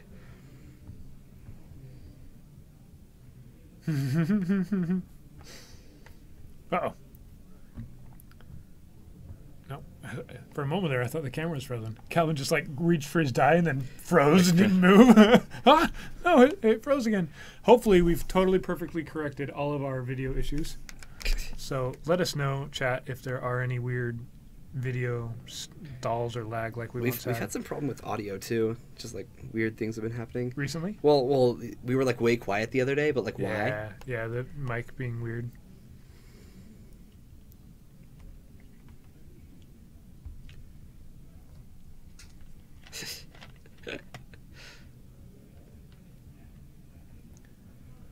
All right, here we go. Let's see how this is going to end up. I'm curious, because if Corey can pull this out, it'd be kind of impressive. He did get a vial that's ticked all the way up to 3, and he got a Cavern of Souls. So he's actually been able to cast some things. Snapcaster is going to snap back. Brainstorm. Aw, the two weird people? You want it on the top left instead? Is that what you're saying? I don't get it. Fixed. Look, we have like nothing behind. This bright or a shirt. Yep. Is that better, Captain QC? Ah! Are you Calvin happy now? found a non-blue card to deal with the recruiter. WTF is that? Much better. Too bad. We're back. So, Swords to Plowshares, targeting recruiter. On the stack. Is there anything Corey can do here? No. He could... He is going to gain 3 life, so... He could Flicker Wisp his recruiter.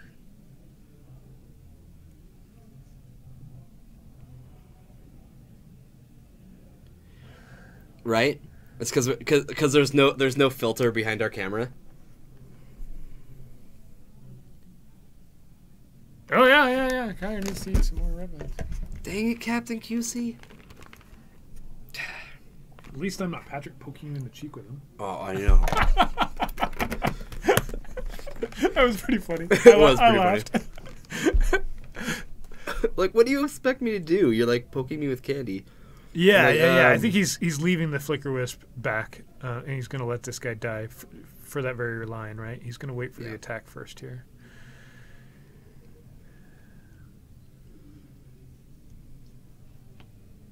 Dude, that box is huge. Yeah, we have some red vines, guys. You want 5? Here, put 5 aside for Captain QC. Okay.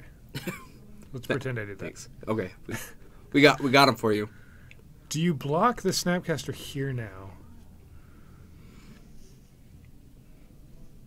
I mean, you have to, right? Well, he's up to 3 now because of Swords to Plowshares. I think you have to. But if he can equip with Sword of Fire and Ice and attack, that's just as good as killing a Snapcaster. So I think you probably don't block.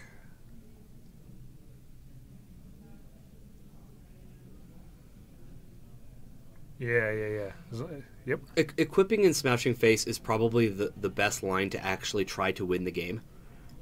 Well, actually, oh no, it wins the game on the spot. I didn't catch that he was at 7. Yeah. So I think that's where we ended up.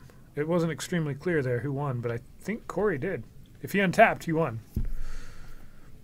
We'll pay attention to how this next one starts because it looked like Calvin couldn't actually deal with the equip and kill. So we've got not a lot of time left. 20, 30, 20. There's like 13 minutes left. 25. Yeah. Yep. 15 minutes or so left in the round. What are red vines? Wow, that's really hard This to way. I don't know. They're like Twizzlers. They're licorice. Licorice. Red licorice. Yeah. And we have a very large tub of them that I brought in one day. Yeah. And Kyer ate a lot of them. It happened. And so now we're doing it again. Because it took you, what, a month to get over the feeling of eating too many red vines? And a month later, you're like, I should eat more red vines again. Get out of my head. That's fantastic. Oh, we're going to the Plinko board. We'll see if we can catch it. Reset. Probably not. Huh? Oh, there they go. Yay! Whoa, that was a ton. You got 4. That one bounced out. Yep. There's Plinko right there.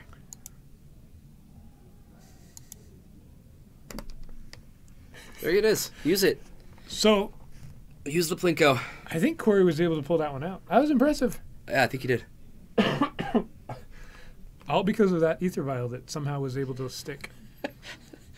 You have to eat off the ends, and then you can drink the Dr. Pibb. It's been a long time since I've done that. Yeah, and it has to be Pibb. It can't be Dr. Pepper either.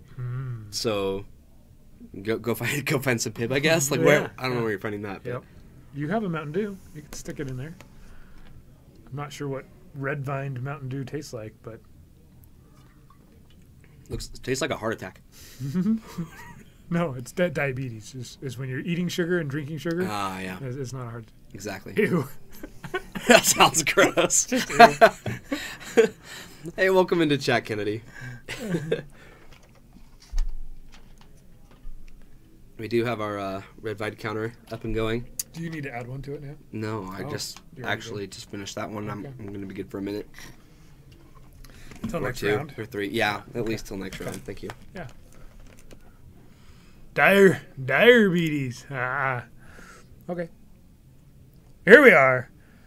Mulliganed. Is that like pertaining to my name, like Kyrebetes? I guess. Or is very dire if you. Depends on which stage you're in. Fox is like a million steps ahead of me. When I met him in person this last week, it became very, very clear that like I'm just never going to be on Fox's level. He had you beat, huh? Yeah. Eat one more, so it's at 7. Chat said so.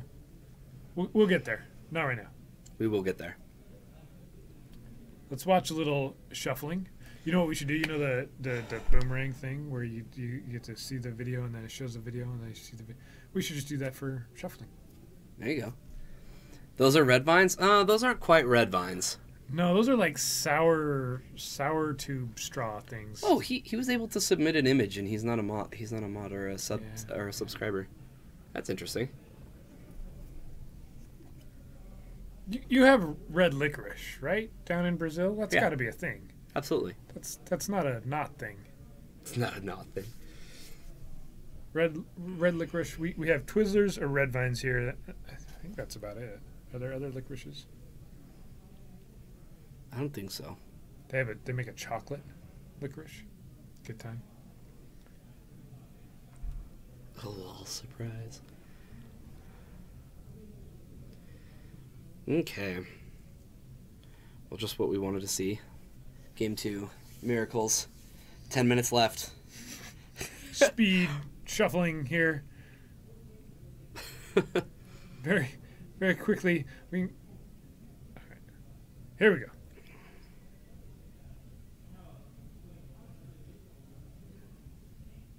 The inside is supposed to be a cavity. Yeah. Yeah, Calvin's going first.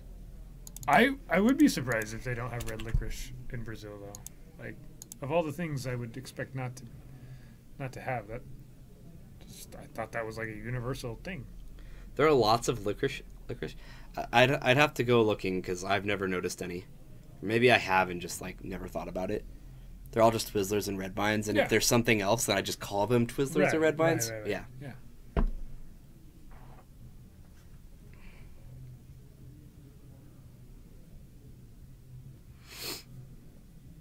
Sure. I don't know. I don't know what. Turn one vial, and it doesn't get countered. Alcacul. It's Portuguese. I don't even know how to pretend. Yeah, that's just what they call it. Yeah.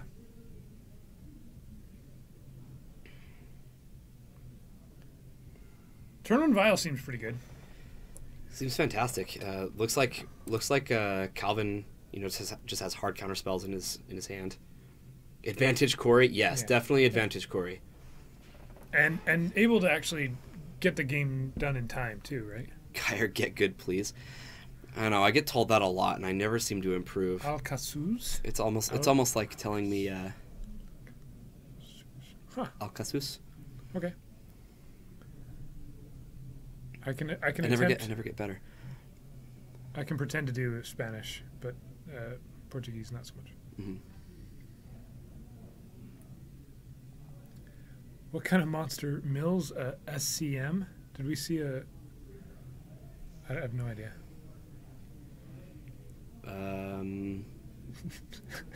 HC Fox, just tell me. I do improve? In what way? Calvin is name one way. Pondering and brainstorming and shuffling. He's looking for an answer. But there's always room for improvement. Thank you. Don't want to give me any too big a compliment. A Snapcaster Mage. Oh. An SCM. Everybody refers to it as an SCM. Oh, you're calling him a monster. Oh, okay. Costume is horrible. You look like a normal person. Oh, that's a good one. Dragonite, welcome to the chat.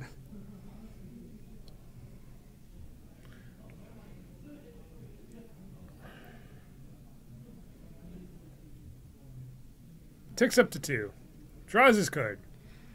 Yeah, looks like he's got a Rishadan Port there. Rishadan? It's Rishadan? The Richards. Rishadan. Haha! Here's Gideon. Gideon of the Trials. Guys, this is a standard card. Hold on. We need to pull this one up. It's a standard card that was made for Legacy.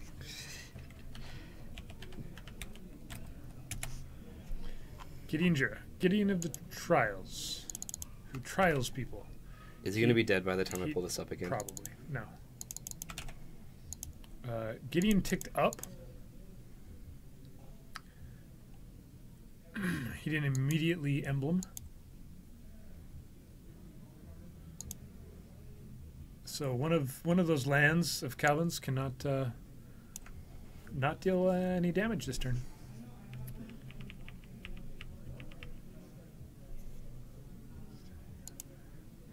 Yeah, the card's actually fantastic in Legacy. Yep, it can do some cool things. You can defeat Storm pretty well with it, depending on which version of Storm they're at and which card they're using. Wear and Tear. Wear and Tear. Oh boy. Corey's going to get one activation out of this file. And there's Stoneforge Mystic. You don't like it versus Leovold? But you get to attack with a 4/4 and prevent all damage. It's good as an attacker versus Leovold, but yeah, otherwise it's just not good. Plus in keeping the Leovold from hitting it, it's just like, here, draw a card, here, draw a card. You can also tick up, though, targeting your own thing. Mm-hmm. So then Leovold won't trigger it if you have a blocker and you want to just tick up. So question. Sounds like Dragonite has a question. He's leading us. Just letting you know, I'll answer your question, Dragonite, but only if it has to do with Legacy. A Dictate of Erebus costs what? 80 cents right now. Is it worth it to buy a Dictative Erebos? Yes, the card's awesome. Yeah. If you want to play with it, go for it. They're not expensive, are they? Maybe they are, because is it a commander card that sees a lot of play? Commander All-Star. It is good in Commander. Oh, okay. $5. $5? Sure. Yes, it's worth it. Yes, Urborg's Justice. Fox, I own one of these, and I played it in my cool Hidden Stockpile Legacy deck. And it was awesome. I don't know if I mentioned that part.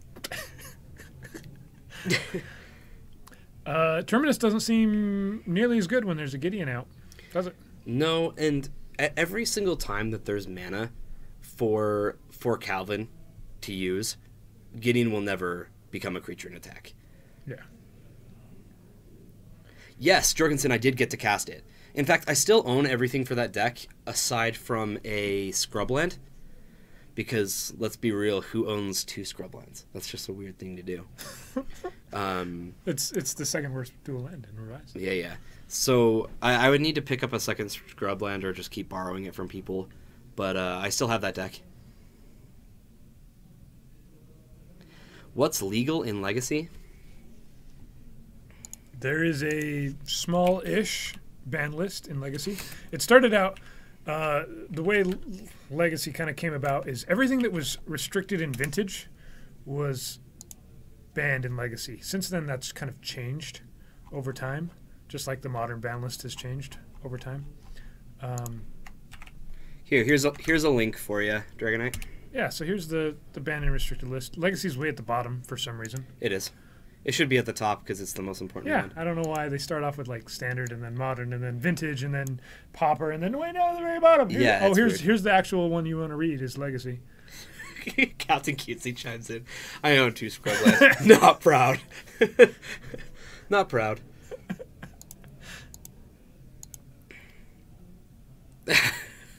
Not proud either. Too short. So I'm pretty sure Corey emblemed his Gideon there with a Monarch token. Yeah, that may be. Yeah, it looks like that's how he's representing it. Flickerwisp is getting snapcastered somehow. The Frozen Divide.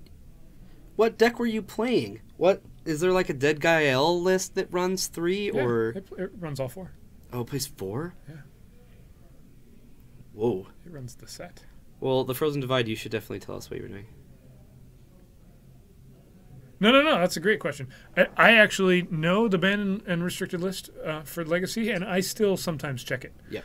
I'm like, wait a minute, I want to play this. Oh, it's on the ban list. Anytime that I get some brilliant idea, I've got this cool deck I'm gonna put together. Nobody's ever thought of this. It's because the card's on the ban list. Black White Smallpox. Yeah. Oh, the Frozen Divide. You should totally share that list with me because that is up my alley. Although like I said, I only own 1 Scrubland. Is there a quote in there that on the BNR list that says it makes the format more accessible? Is that a thing? Sometimes you just want to play Krark's Other Thumb. Well, I mean, everybody wants to play Krark's Other Thumb. The first thumb just wasn't good enough.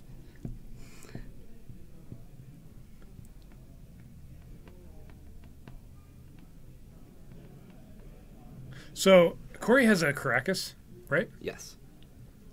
If he wanted to, I don't think he's going to because he doesn't need to right now. He's firmly in the driver's seat. But if he wanted to, he could make his Gideon a creature, go to attack. Calvin's going to swords to plowshares it. He could use his Caracas to bounce it back to his hand because it's now a legend. It's a thing that wasn't a thing just a few months ago, but now it is. He's telling Dragon Knight, yeah, the community is actually nicer than the game itself.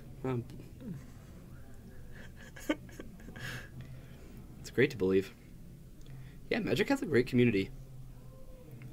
There are definitely smaller communities that may not hold up to that, but all in all, it's pretty fantastic. I don't think I count as part of the community though, right? Isn't that how that works? Yeah, Captain Casey, I wasn't actually going to mention that, but now that it's out there, no. I think I'm better than the community, so. I actually agree. I agree with you. Council's judgment gets rid of, and it's going to exile it, not put it in the graveyard. I don't think that matters. Harsh, bro. Yeah, that was harsh. Captain Geesey has been upping his harsh game. Yeah. And it's been interesting to watch it progressively get harsher. Well, that's kind of how it is, though, right? Like he wants to do it progressively. That way we don't just like if he just goes from point A to point B directly. The painful truth. Man.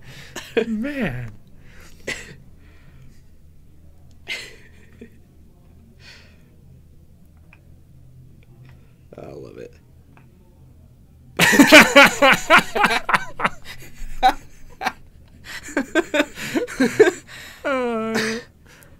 Yay! Now, what's bad? What's really bad here is somebody's gonna quote that, and they're gonna be like, "Wait a minute, what is this?" Somebody in the chat quoted Bryce as being this jerk. There it is. It's in now. And some poor person is gonna be joining in and have no idea. Oh, man. These guys have got to be in time, right?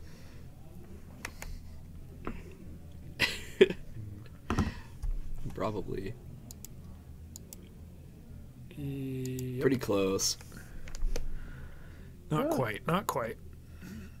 We got a Sword of Fire and Ice on a Flicker Wisp, which yep, we've seen that before. Totally makes sense. 7 damage a turn. A Twitch channel isn't a Twitch channel until it has inside jokes. Yeah, we have some of those. Bryce put the jerkin.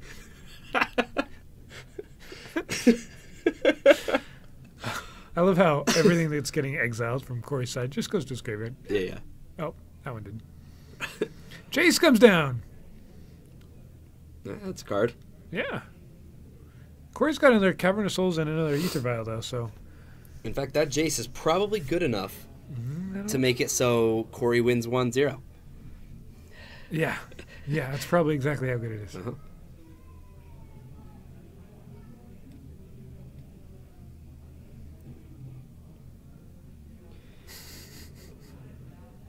Well, Frontier started off and it was like already just kind of a joke. Yep. So nobody wants to play that. Nobody really wanted to play it to begin with. It's kind of I don't know if Riley Cold, I'm not sure if you've been playing long enough, but there was a format called Extended. This was before Modern became a format. That's kind of what Frontier tried to do, is just become Extended, and Extended was a failure of a format as well. Nobody wants to play with the standard format that just rotated. Yeah.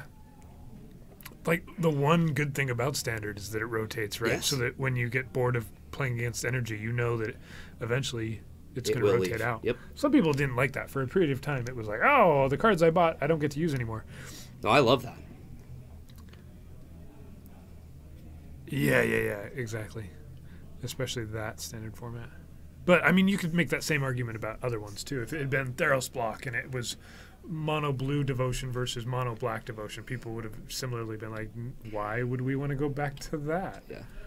Isn't Modern what replaced Extended? Yes, it is. And it's pretty clear to see that one of the formats is much, much better than the other. In fact, a lot of the Extended ban lists carried over to Modern. Ooh. Yeah. Is that... There's good times between the pads. That's on the Wizards homepage, isn't it? Right? Explaining the format. Direct quote? Yeah. Yep. Ooh, so Corey has another Gideon, which means his emblem is live, even though it's a different Gideon. Yes. This is things I've wanted to do ever since I saw Gideon's Trials. I've wanted to play Trials emblem, play a different Gideon, and get to go, you can't kill me. I haven't done that, but I've wanted to.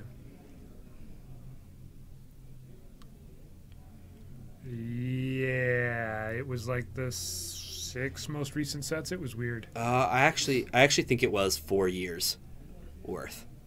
So yeah, four blocks. Mm-hmm. And then there was a moment when the duels rotated out for a very brief period of time before they got rid of it, and everybody was like, "Wait a minute, I don't get to play with dual lands anymore." Right. Changed Extended dramatically. Dragon Knight, Pauper has its ups and downs, but all in all, the fact that we play Legacy, we'd much rather be playing Legacy instead of Pauper. Legacy's a much, much better format. Yeah, some people really like Pauper. And Yeah, some people if do. If your play group wants to do that, and that's like a fun multiplayer or something that you guys want to do, go for it. Yeah, absolutely. If like your commander games are too overpowered and broken and not fun, Yeah. then Pauper can be a more enjoyable type of game. But Right.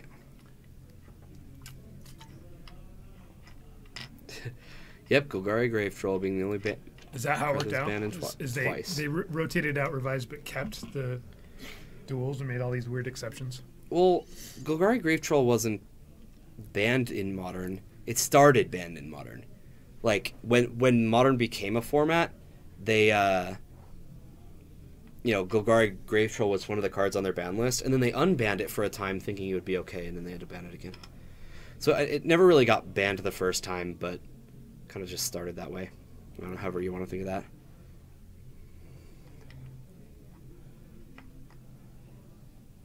Pauper with a Pauper commander. It'd be interesting. Where your commander has to be a common card, I can't think of very many legendary creatures that are commons. Well, it doesn't have to be. It in just has to be a common? Yeah, yeah. Oh, okay. Like in Pauper, you don't play Any with a common? legend either. You just play with an uncommon. Yeah, I gotcha. Modern will never be a real format until they unban Dark Depths. Mm-hmm.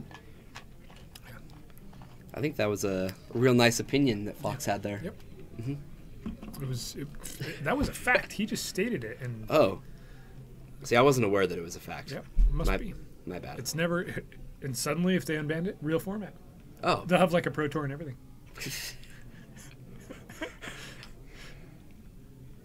Man, this is a board state right here, guys. We've got Thalia, we've got Knights from Gideon, we've got a Revoker naming Jace came down. It survived. We've got two Soothsayings, because if you can't Soothsay once, then you should say it twice. I don't know. Yeah, what he said. And this Monastery Mentor that has made one token that got killed. Corey's all the way up to 25 life versus Calvin's 14 life. I'm sure all of you guys have just been paying attention to this like crazy. You know, the conversation hasn't deviated at all away from this game. Nope. Not even a little bit. Nope. This has been a grueling match to watch, though. Yeah, I mean, Corey at least has gotten to do things this game instead of getting everything countered off of counterbalance last game. And honestly, Corey does look like he's in position to win this game as well. Yeah. Well, and even if he doesn't, he's up a game. Right. They're going to be close to time here. Not that he's playing slow, but he doesn't have to end it through combat damage if he doesn't want to.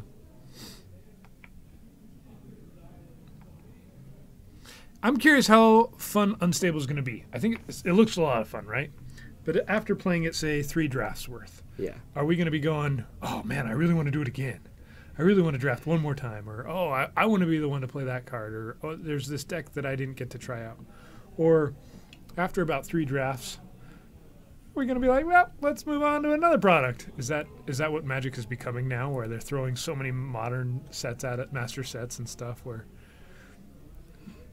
you get 3 drafts in and there's already another set printed? Right. I'm definitely excited for the end set, but I see your reasoning. I really don't know what to expect. So.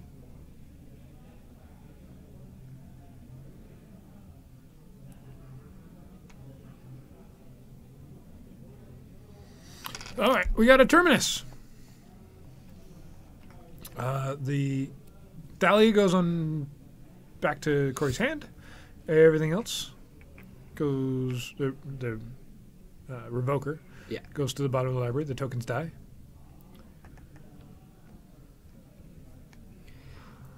Is it just me, or do I... Please tell me I'm not the only one that kind of wants this Jace to ultimate and just watch as Calvin can't get the Gideon off the board and Corey's just sitting there with 0 cards and time's out. That would be pretty fun. Now Gideon can get off the board. No, Caracas. Oh, yeah. Yeah, Vendy Link Legacy is going to say that. Black Beef, thank you so much for the follow. I appreciate that.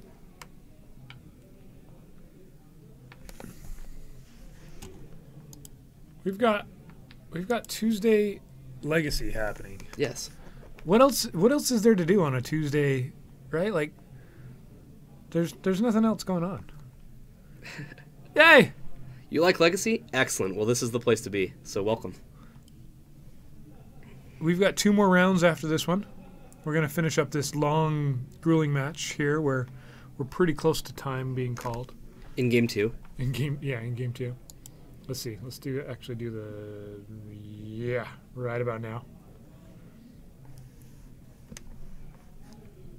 You like it when people are playing white cards? Well, that's just a weird thing to like. But you do you. No, I tease. 34 people? Was that our viewers? All right, we're going to have a Gideon equip. So Gideon is a creature. Gideon's getting equipped. So Corey's going to run the risk of getting Swords to Plowshares. He's just going to kill Jace. It's dead. We don't get to see the Jace Ultimate Gideon Living emblem thing. Dang it. Sword does not trigger, right? No. It has to attack a player. Yeah. Just the opposite. Yeah, it's not linear, not cheap, definitely not. Correct. Exactly. I'm not sure if we have a Maverick deck in store today. No. Jeff is our Maverick player, and he's been in the chat tonight. I do know I've been playing Maverick online recently, Black Beef. So we've been doing day streams, and this week I'm going to be doing some night streams. So probably later tonight I'll be doing some Legacy, maybe with Maverick actually. That sounds like something fun to do. So Jace ticked up somewhere, right? So he had 5. Or not Jace, Gideon. Yeah, Gideon. Grab it. Sorry.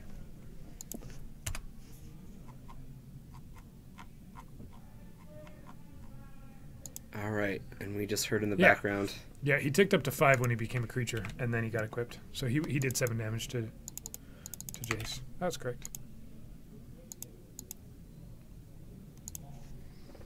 And As it dies. now it gets councilly judgmented. And yeah, time was just called. So can Calvin do 22 damage with a Batterskull out in 3 turns? No. This is probably turn 1 here.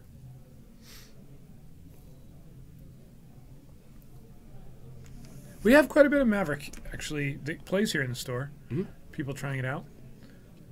I know at least 2 people in our store who have access to Maverick. Yeah. Yeah, looks like Calvin's gonna pack this up. He knows this one's over. Calvin forgot his King of Legacy trigger. Fool. So we're gonna try and get Manifest Destiny on camera with a new pilot. He might be 0-2 with it. I don't know. Maybe he's 1-1. I don't know. So HC Fox, just to be very clear, Brian's kind of pawned the Manifest Destiny deck off on Tim. Tim has never played a blue deck in Legacy, or no, I think he played Food Chain like once. I warned him that this deck is quite difficult to play, and he's just going for it. So hopefully we'll get to see some of him next round. There is a lot of Commander Dragonite that happens in the store. Tons. It's silly. I don't understand it. I've played a lot of Commander myself, but sitting down with 5 other people, sometimes I've seen 6-player Commander games. No Holy way. cow. And they last hours. I played 2 games of Commander today, Dragonite, and that's the first time I played Commander in like 2 weeks. I wish I could play a little bit more, but I really don't have time. That, and I'd rather be playing Legacy, so it's kind of hard to get to.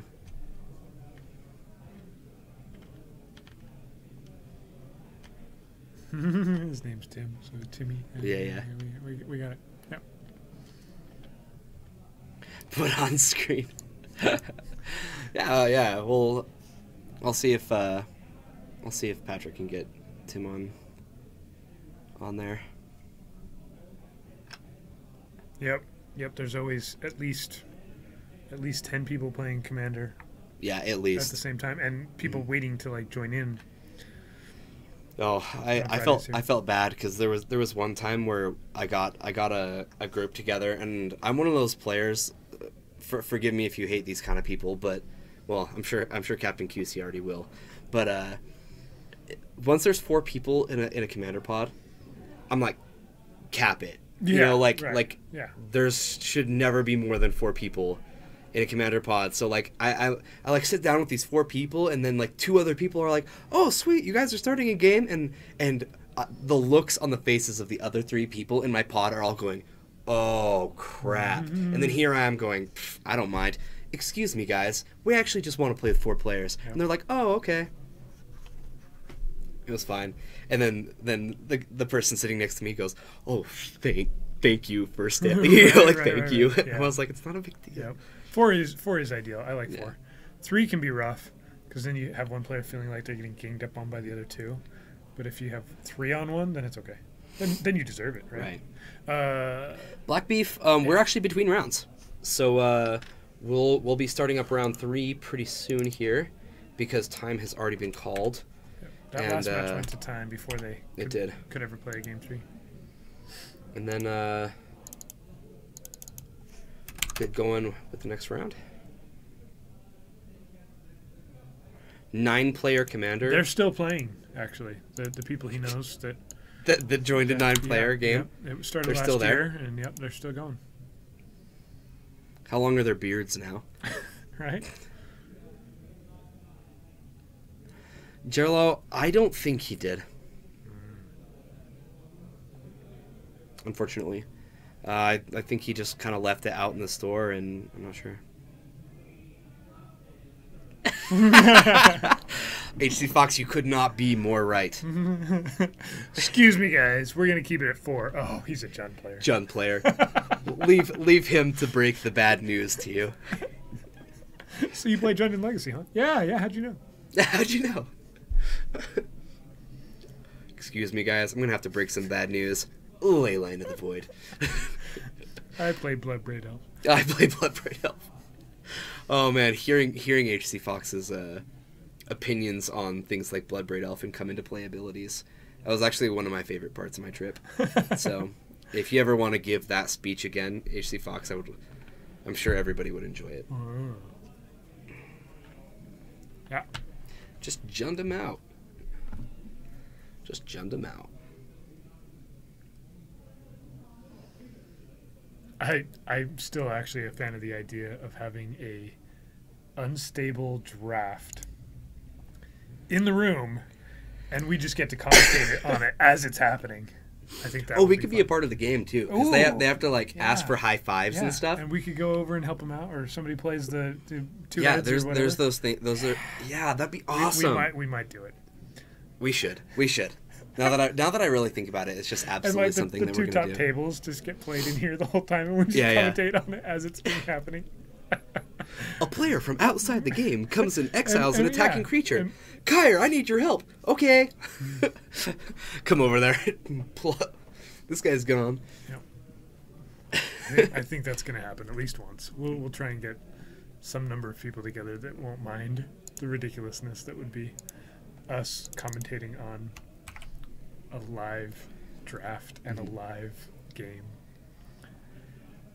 All right, guys, I'm gonna advertise this one more time because seriously, I can't get enough of it. The tokens. So I just sent a link. This is to the Paragon City Games tokens. Cats and Cantrips has teamed up with us. She's already shown me the new pirate token that she's been working on, and she's working on a Merit Lage right now.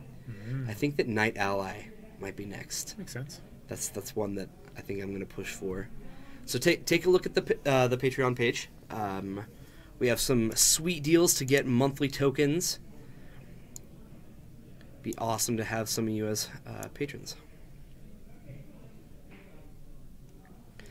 And we have players sitting down for round 3.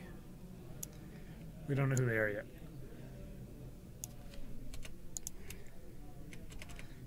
need to go talk to Patrick. Oh. Let's see. Switch over to the other camera real quick. What's going on? Lots of shuffling? Yeah, I just wondering if I could see who it was. All right, we have Corey versus... This is Tim. Perfect. Tim on Manifest Destiny. Yeah, right. We're on board. Corey. Is Corey? Probably not. Don't think so. Other two. Oh, Corey's on the other table. Corey versus TJ. Yeah. So our backup match is going to be Death and Taxes versus Sultai. Yes.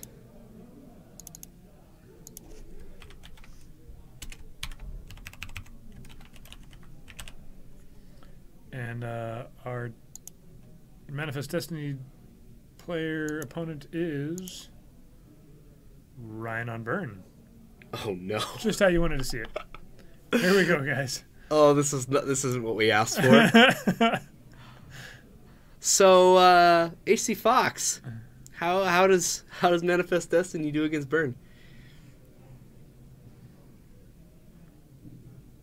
Well, if you know how to play the deck, it probably does all right. We'll see. I mean, Burn would probably. This is a sweet matchup. Awesome. Okay, cool.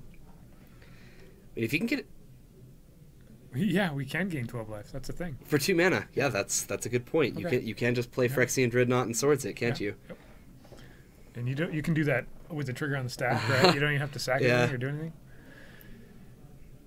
Here's a Swift Spear. It's Swift. Oh, it attacked. Whoa, I need to update this round. What the? Still in round 1 over here? That's what happens when you get me at the helm. 12 life for 2 mana. Yeah, so Black Beef, this is a Phyrexian Dreadnought deck. Phyrexian Dreadnought is a 1 mana artifact creature that when what card do you mean? Yeah, let's pull it up. Yeah, I spent the last how many streams trying to explain it. Everybody that would join in, come in like halfway through. What does this deck do? I think chat got sick of me explaining it. Dreadnought.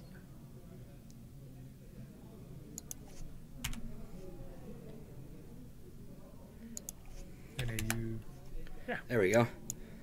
Let's switch this to the better version so Fox doesn't have a heart attack. Fox, if I showed the non-brown version, would you just like come to Utah? He's doing the thing. He used Noxious Revival. What did he get back with it? I didn't see. I didn't see either.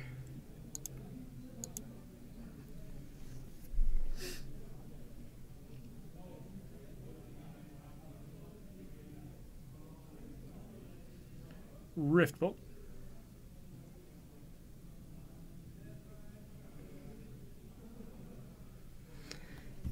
Yeah, so what we're saying is Tim on camera just for Fox. Exactly. He's going to stifle the Arid Mesa. Interesting. Okay. If he's got Dreadnought in hand and not another stifle. Exactly. Fox just freaks out. Maybe he's got another one. Maybe he's got another stifle in hand. Probably not. Probably not. You asked to see. He didn't. Tim. This was not HC Fox. HC Fox didn't ask for this. Yeah.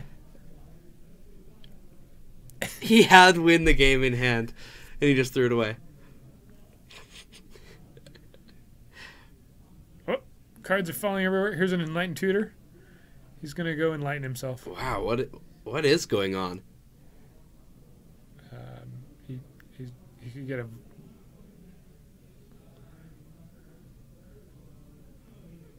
He doesn't know what he wants to get. Yeah, he has Dreadnought. He He's gonna go this way. This is much faster than everything else way. Here's illusionary mask. Illusionary mask.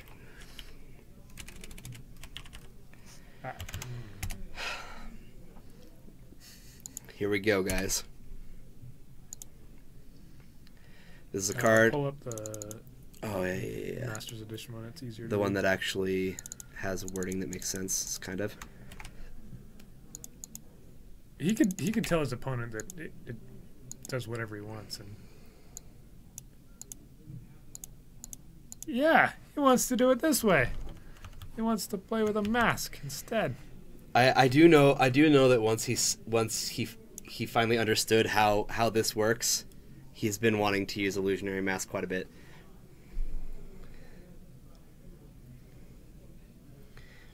On the downside, he might die before he really gets to use this. Yeah, pretty much. Well, does he have a land? You put X mask counters on the creature. I didn't remember that. You can turn it face up at any time. You could cast an instant by removing all the mask counters from it. Why do you put mask counters on it? I don't know. That's not a thing on the original printing. It's to show what mana cost you can flip up, I believe. Super clear. Super understandable. Do you denote the amount and type of mana? Hope Ryan has a braids. Probably not. So now this is the part of the game where nobody knows what Illusionary Mask does.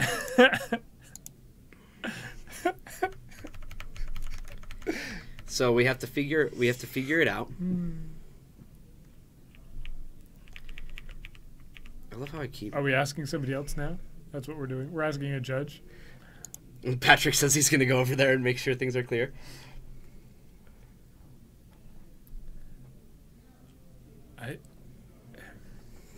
I love it. HC Fox is just super mad to ensure you aren't cheating. It's just the first thing Fox has to say. Turn what, 2? Yeah. Fox is already like, ugh. Ah! No, what did he do? Why did he stifle the fetch? Did you just stifle a fetch? What are you doing?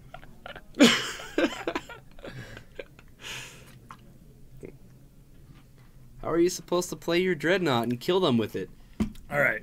I've never played an Illusionary Mask. I've never actually played one once. So, HC Fox, I think I almost understand. You get to choose a creature card in your hand whose mana cost could be paid for by some or all of the mana spent on X. So, in Phyrexian Dreadnought's case, it's 1. But you could pay more. You could pay more. Could you pay less? No. You have to pay at least You have the to mana pay cost. at least the 1 for the Phyrexian Dreadnought. Okay. You can pay higher. At any time, you can flip it over. So the whole point of this is that it gets around Phyrexian Dreadnought's sacrifice, enter the battlefield effect, right? It's already in the battlefield. When it flips over, it doesn't do that. All right, so he does get to throw the Dreadnought under. He's at 5. The Illusionary Mask. Yeah, but he can flip it up at any time and swords it. Okay. Gaining 12 life. Yeah. This would have been much, much better earlier in the game, but... Is it sorcery speed to do it? Yes, it is sorcery speed. Sorcery speed. And it's face down, so your opponent doesn't know what it is until you want them to. Yeah. It's As all creatures. All creatures should be face down. I like that. All right. Hey, what's happening? We've got a show and tell. We're show and telling. No, it's Sting in the Ice. It's not a show and tell. That doesn't make sense. Well, now he's probably dead. Yeah, he didn't leave mana up to flip and swords.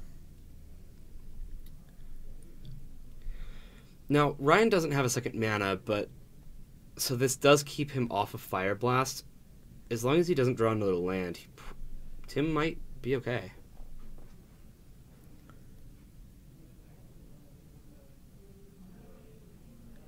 You could have played Thing in the Ice face down as well, and then it has no counters. Mm-hmm. So you play Thing in the Ice face down, yeah. And then when it flips up, it never came into play and received the counters. Uh-huh. So then it checks to see that it doesn't have counters and flips. Do you have to play an instant first? With Thing?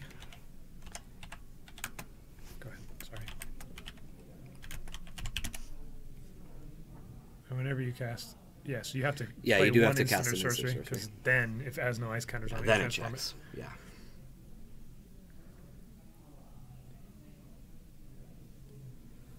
All right, so now that Tim has untapped, he should be okay. Attack for 01. Yeah. All right. 12 damage.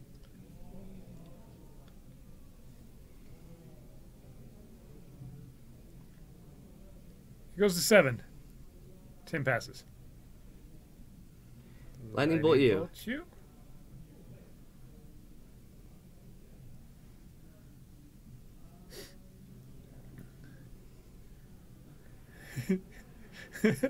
Tim's thinking about it. Wait, do I want to swords my thing, my dreadnought? He's gonna have to. So if he had brought in a thing in the ice face down, he could have flipped it right here, used his swords, gained 12 life this way, and immediately flipped thing in the ice, right?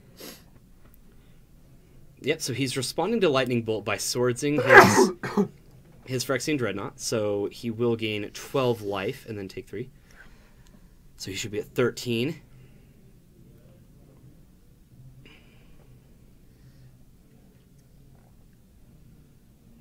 Of the upside down variety, and now Tim is out of a hand. And Ryan's got a full grip, I think. Full 7. He hasn't found his second land after the perfect stifle. The stifle just it was so good this game. Yeah. So Tim could have had a flipped thing in the ice horror, dude. What does it turn into? Something awoken horror. Well, let's find out. We have it up, right? Yeah, awoken horror. There it is. Awoken horror. He could have had a flip. Returns all non-horror creatures to their owner's hands. Yeah. The stifle that could. Having a 7/8 on the board right now, as opposed to not having a 7/8 on the board, that would have been pretty much game. All right, Ryan passes his turn back to Tim. Tim draws something. I think it was a wasteland. I didn't quite get a good enough look. So you can't use Illusionary Mask and put out like a land, right? It has to be a creature. It has to be... Yes, you may put a creature card with converted mana cost X or less. But you could pay all 4 to put out a 1-drop to disguise that it's a dreadnought. You absolutely can. AC Fox, how often have you done that, out of curiosity? Overpaid for your dreadnought.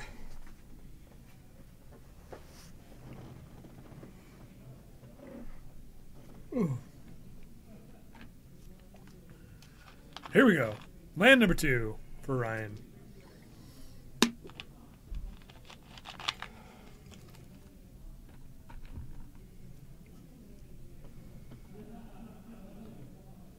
Oh, yeah. That would have been an even play. The question was, how many times have you overpaid for things with Illusionary Mask? Purposefully to try and hide what it was. So like pay 2 mana off of Illusionary Masks. Pay 4 to Illusionary a Dreadnought. So you could have attacked with both face down. Quite often. Dealt 12 damage. How often has it mattered? That's a better question. How often have you done that and it actually did fool your opponent into thinking it was something that wasn't a Dreadnought? Do you just pay 2 so that they don't know if it's a thing in the ice or a dreadnought? Or a Tocatli Honor Guard or something along the lines of that. So this doesn't matter, right? This doesn't affect him at all? Well, he could draw something like Brainstorm. But if it's a creature that he draws, he just masks it out. Yep. And it actually hurts Ryan quite a bit. Yeah, he's at 6. Do we have an Honor Guard? Is that what Tim just drew? Well, if it's an Honor Guard, he should Illusionary Mask it. Oh, guess not. Can't quite tell. think I was right about the wasteland, though.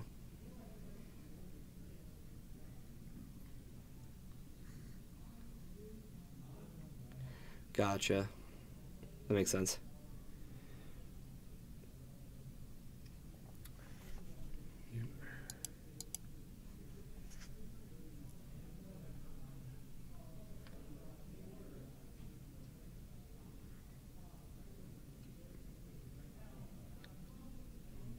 All right. Here we go. Ryan's got all the choices, but if he plays spells or creatures, he hurts himself. Tim's got to block something. Not quite locked, but close. It is close. Because Tim's not going to be doing 2 damage or 3 damage anytime soon, right? He's either killing him or not. So Ryan's got a little bit of life to work with. Definitely surprised he blocked the way he did. Yeah, Price of Progress would do a lot. Whoa. Now he's locked. Now he's locked. Did you miss anything? Not a lot. Whoa. Hopefully this is in response. Maybe not.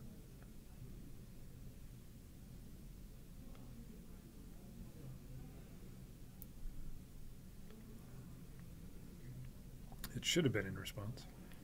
Looks like that's what they're discussing.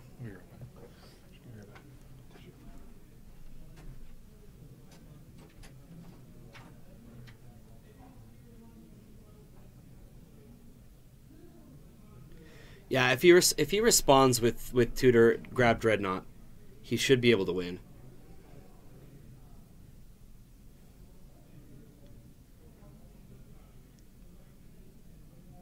Yeah, so he is responding to the second Eidolon.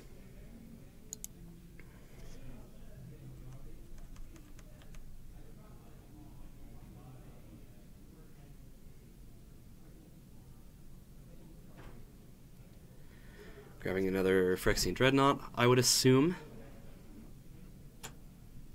And we know that he can live through one more attack. So there's only one card that I could see. What?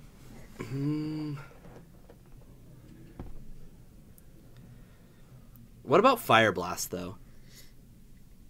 HC Fox. Because if he's able to play Fire Blast, and Tim, let's say he... So he plays this face down off of Illusionary Mask.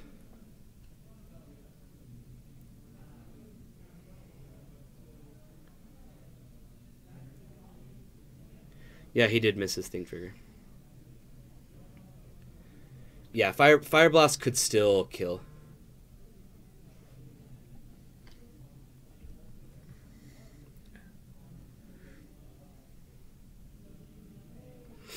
Okay. They got the thing in the ice trigger done. That puts that on top of the library. He draws. So off of Illusionary Masks, he can put this onto the battlefield.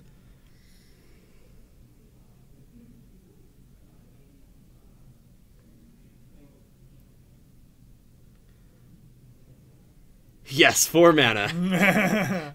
I don't know if I would have. Oh yeah, that's fine.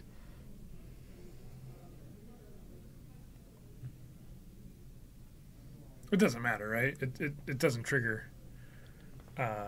Using Mask on 1 doesn't trigger an Eidolon. Yeah.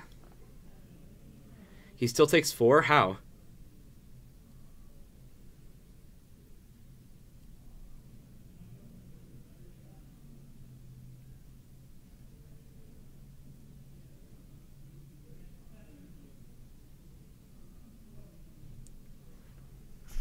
Am I missing that?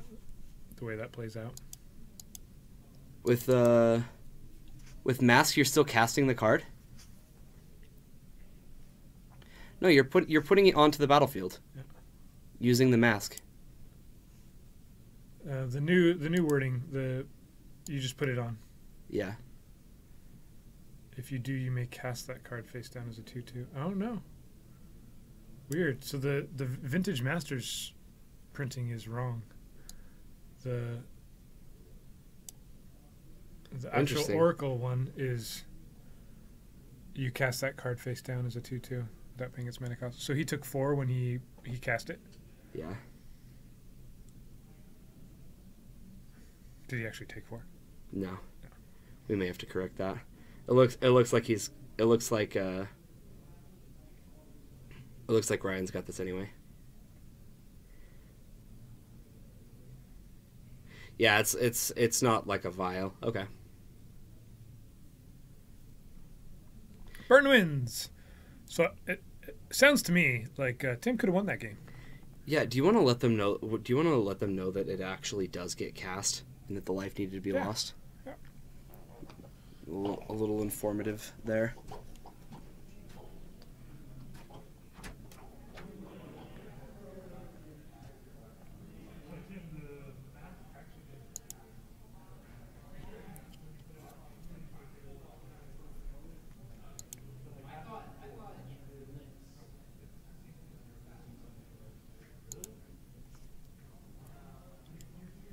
Yeah, so he's just letting him know real quick. Looks like both players are really confused about it, which not too surprising. All those times you're going to be playing this deck against Burn. But that's a weird card, right?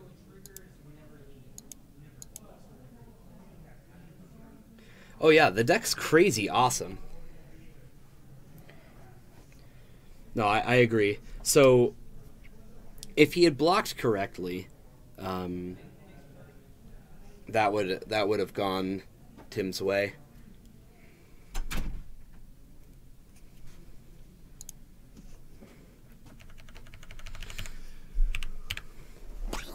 We good? Cool. All right. Let's see. It's not intuitive, right?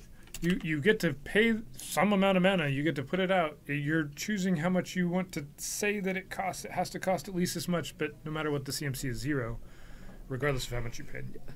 Yeah, HC Fox, you definitely have to play against Burn a little bit to realize that your Wastelands are utility against Price of Progress. He left the one Wasteland up, but he really needed to leave both. Absolutely. Didn't he lose to a Bolt, though? He didn't lose to Price of Progress. Yeah, he did lose to Price of Progress. Oh. All these things win the game. Yeah, he could have won the game in many different ways. You're absolutely right. But it's hard to be critical of a person who's playing such a complicated deck for the first time, right? So HC Fox, in that mode, how does that timing work? If you have a thing in the ice face down, and you flip it, it doesn't turn into a 7/8 right away, right? You still have to play an instant first. Yes. And so you can't just gain 7 life post flip, right?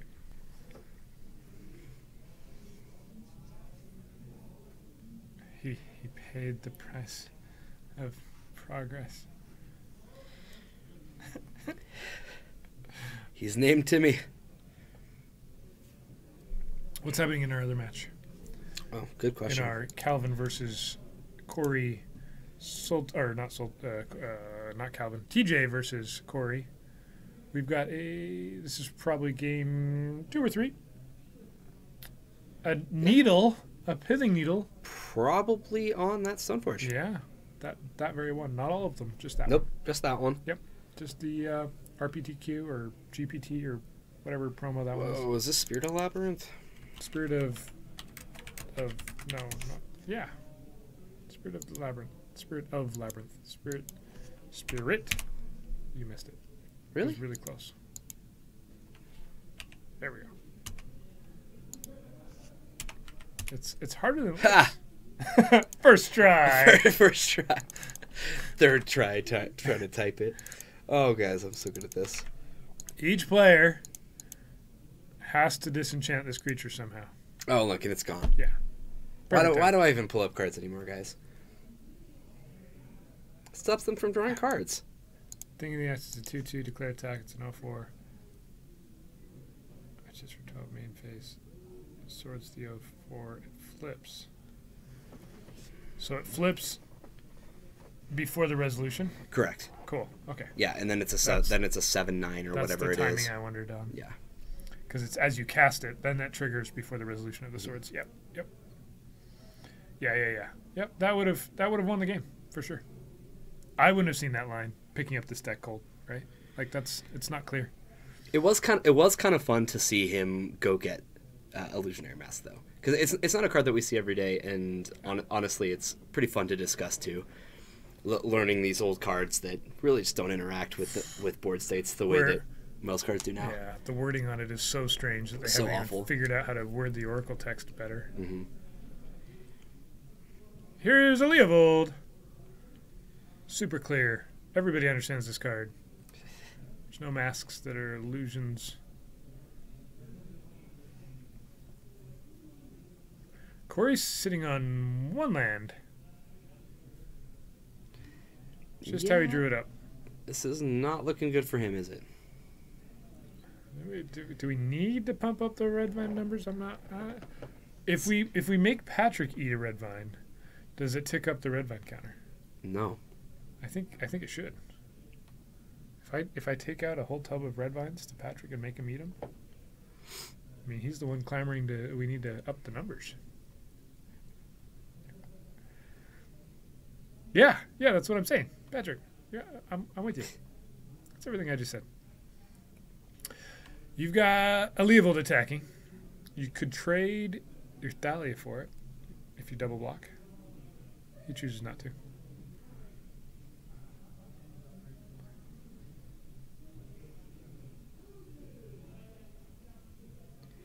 And no third land's definitely hurting. Yep. Those are named humans. Yeah, usually they'll name humans. Their second name is usually core. Do you want to jump back to the other match? Probably. Here we go. We've got a Mishra's Factory. Mishra's Factory, then an island.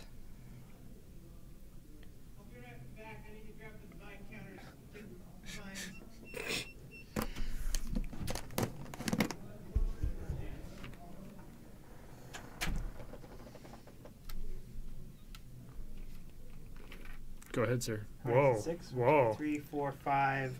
What's your count at? 6? 6. Yeah, going vine for vine. Okay. Well done. Mine for mine.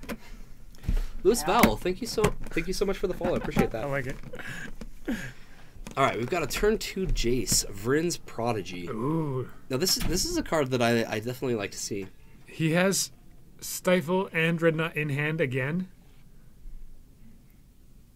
Oh man, he knows about stifling the Dreadnought I would hope so. trigger, right? Right? Brian's the one who sat him down with this deck and told him the things that he needs to know. So if that tells you anything, HC Fox, which it should. He could have had a turn 2 12-12. But he went for Jace. Yeah, Jace is it's a powerful planeswalker. Can flip over. That's not a Planeswalker. That's a 0/2 creature. It's a powerful. He loots. He's a looter. Yeah, he's a looter. 12-12 looter. Yeah. Why? In a deck that can't deal with a 12-12 unless it has a braid specifically, or They Shattering have Spree? Shattering Spree. Okay. I think they have a couple others as well. Smash to Smithereens. Is that a card that Two mana, destroy target Legacy artifact, burns? and it does 3 damage to its controller. Okay. Mm-hmm. Got a plains. Now this is the time. This is the time. Just go all in. Dreadnought, do it.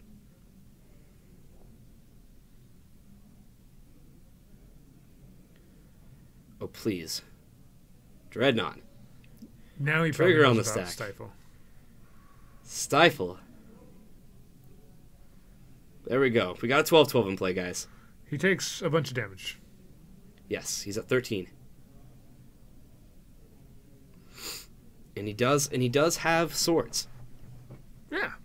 So if he has to, He's been playing around loot. Main phase loot. Yep. If he was playing around Smash or other artifact removal, Oh, he definitely should have done that on turn 2.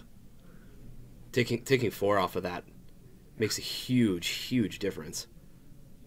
This way, though, he can gain 12 life, whereas previously he wasn't going to. He's got the open swords mana. Powder Keg goes to the graveyard. Everybody's favorite Mercadian Mask? Or is this something? Destiny? Powder, yeah, Destiny. Power Keg. Powder. It's in Destiny. You are correct. Ooh, I called it. Well done. Powder Keg, my friends. We'll pull it up even though it's in the graveyard. Why not?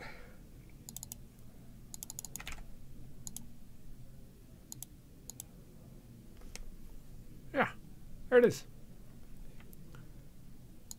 The EE that kills manlands. Ah, see what it does? Kills those manlands. Mm-hmm.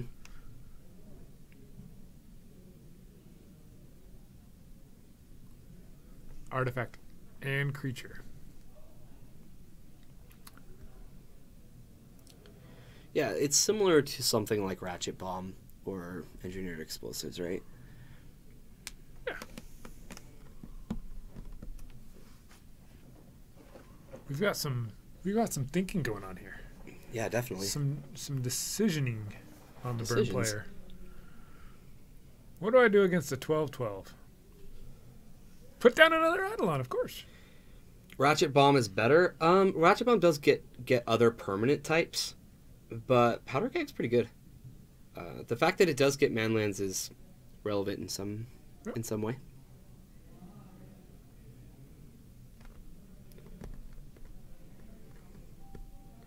Now you just gotta slam, right? 12. Put him to. Yeah, you just attack. Oh yeah.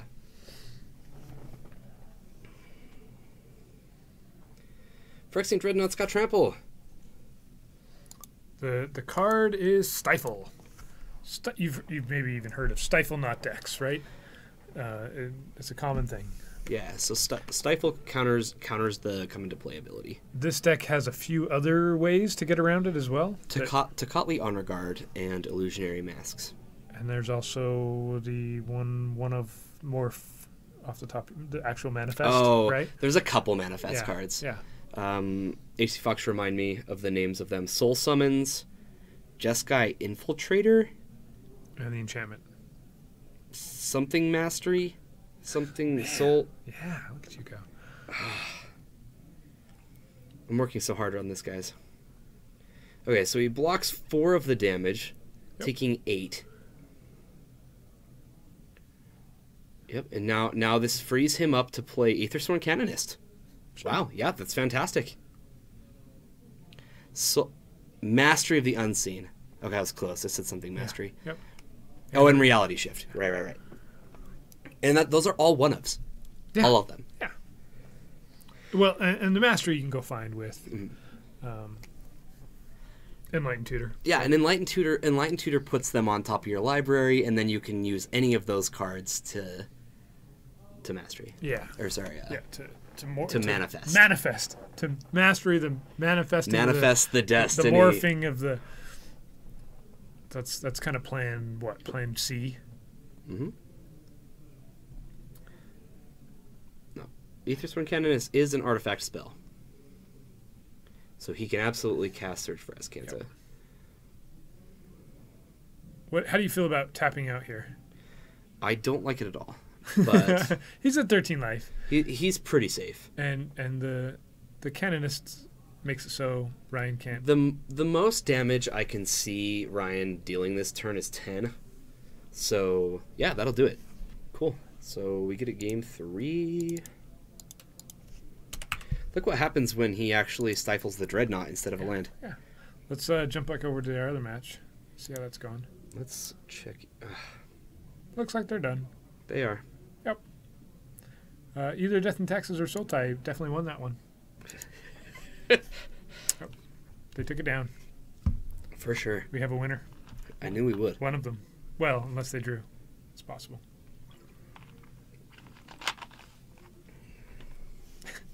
All right. I just realized something. Oh, our red vine counter got turned off. That's sad. No, this is the other table. It was already off.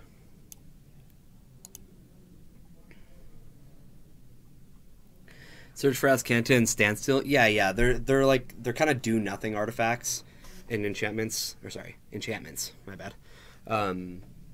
Where they're not really impacting the game state. Search is bad. Well, I mean, maybe in this matchup it's bad, but Search for Azcanta is amazing, Riley Cold. Search for Azcanta is super, super good. It's effective how it can ramp. Mm-hmm. This is like little extra bonus. It really shouldn't tap for mana. That shouldn't be a thing. No, Standstill is absolutely not banned. Standstill is kind of a niche tier 3-ish, tier 2-ish, somewhere It's in not that legal realm. in modern, but that's because Yeah. it was never in a modern frame. Where was it printed? Odyssey? Yeah.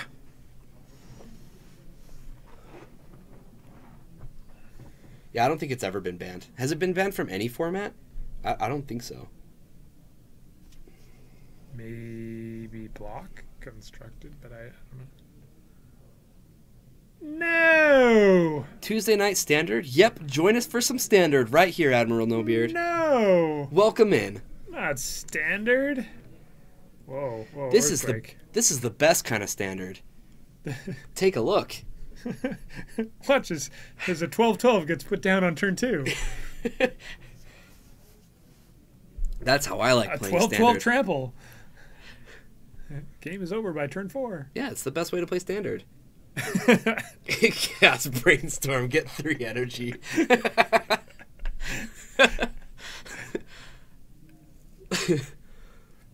Oh, it's fantastic. All right, so Ryan's going to be on the play. I'm going to break down this game for you. You guys ready? Okay. He's going to try and win Okay. before Tim does. That sounds like something he would do. Yeah. And I know Ryan super well. You don't even know what Ryan looks Oh, like. yeah.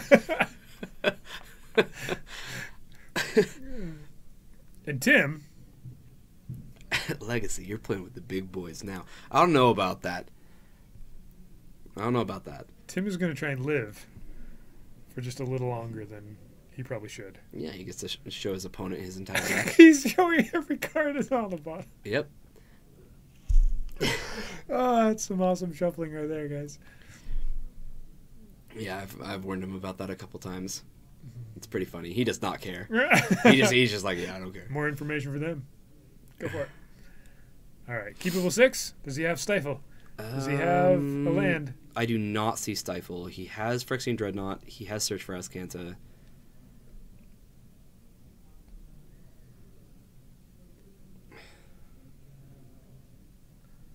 He's going to keep it. Scry to the top. Ready, set, burn. Ready, set, go. Tim is letting the opponent know that it's the top of the deck that matters here. It's exactly... Ooh. Okay. Goblin Guide is probably not going to see a land on top. Probably not. Reveal. Yeah. You got to. You got to What do is it. it? You got to show it. Show it. Over. It's a Brainstorm. brainstorm. Draw Brainstorm. Fetch land. Ready, set, go. All right, here he can actually, if he wants to, set it up so Brainstorm will draw him a card, or the Goblin Guide will draw him a card, draw him a land. Yep. Using Brainstorm.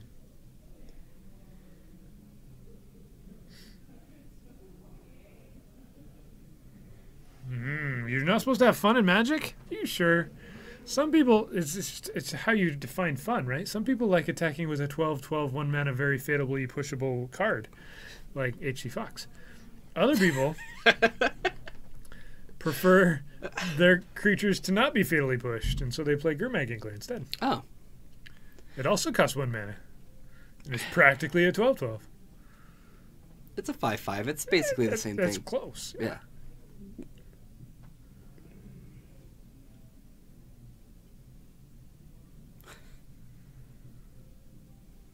I know that playmat. Here we go. Goblin Guide number 2. Ooh, man, you could really set this up. He could draw 2 cards off of these Goblin Guides. Is he going to do it? Is he going to respond with the Brainstorm? This is...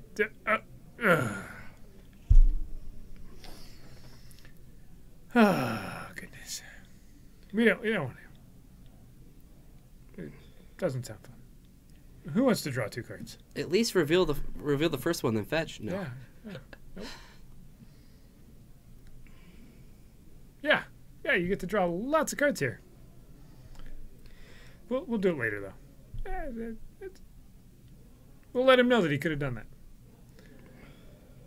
This is a... I have no idea what this card is. Teferi's Realm or Response? Yeah. Strictly better. It is. Go ahead and type that in. It should pull up right away. Which one is this, Fox? This is not Response. It's not Response?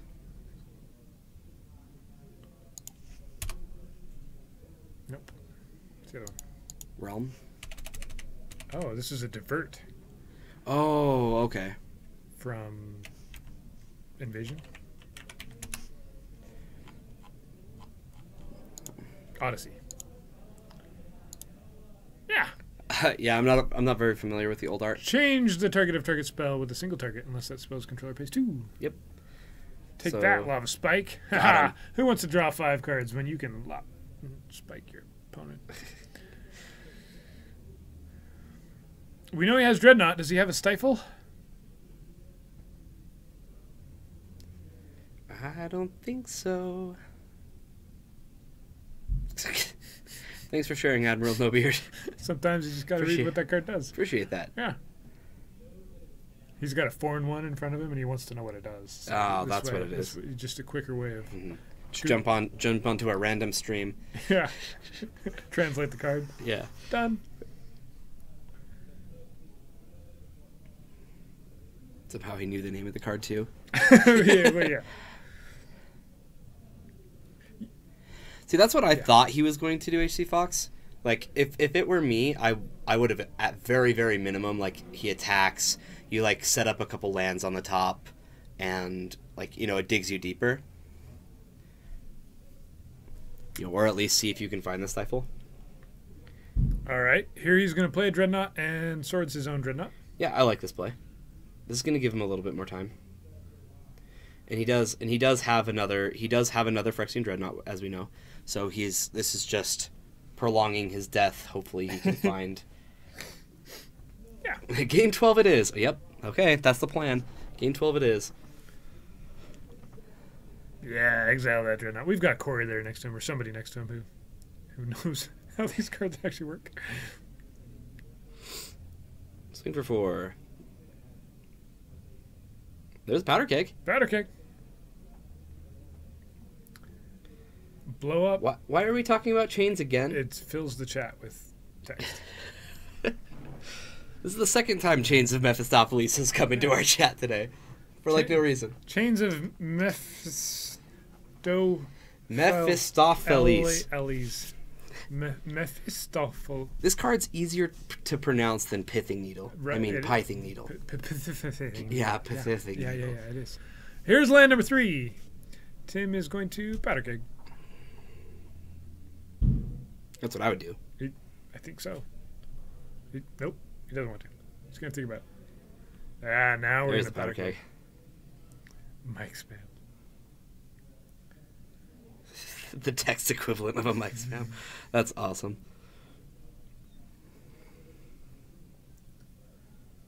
This is a price of progress.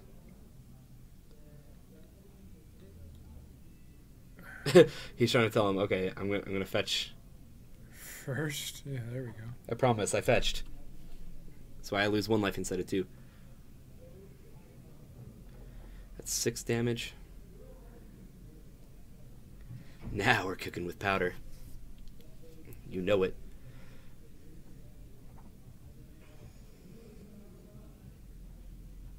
We'll get there eventually. Pretty sure. Maybe. Killing these Goblin Guides is going to be pretty good, and this way Tim can find a Stifle or another Swords to keep himself in the game. Yeah, and he gets to let him trigger first as well. Right. which is neat. I mean, that's kind of the downside of Goblin Guide, right? Right. I mean, it was kind of meant to be a downside, but I can't tell you how many times I've had my opponent attack with Goblin Guide. It's not a land, and now they know what's in my hand. Yeah. Yep. So they can play around it. So it's like a 1-mana 2/2 with an upside. Like it's brutal.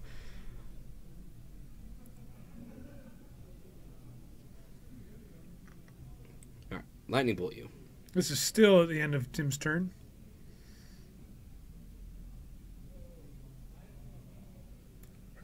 Pretty sure. Down to 14.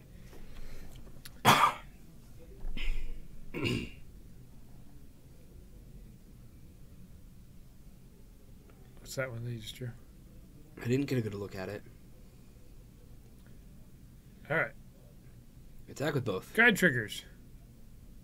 Brainstorm.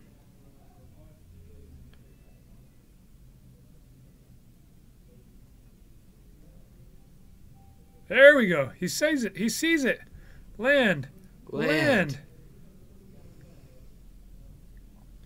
He found it. We're learning, guys. He takes 4.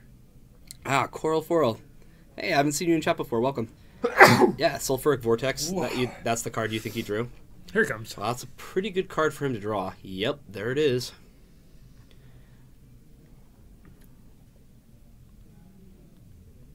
You want to see him cast Vial Smasher? Oh, that deck's another monster. In fact, that's the deck that Tim wants to play more than any other deck, is Vial Smasher deck.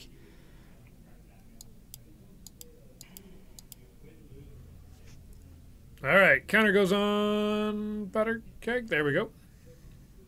Tim's down to 8. Mm-hmm.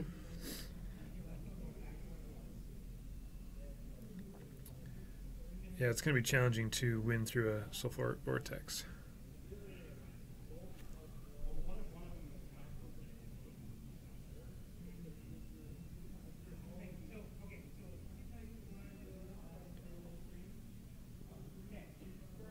Sulfuric Vortex does make it so Tim can't gain life. In fact, it says players can't gain life. That does matter. Yep. No more swordsing dreadnoughts for 12 life. Oh, is that what it is? It's a... Man. It's a price of progress. Yeah, that'll do it.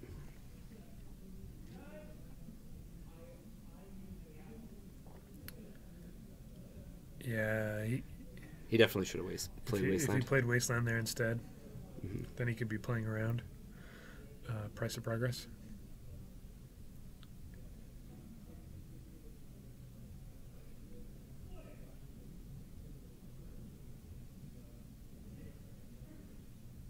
Mentor.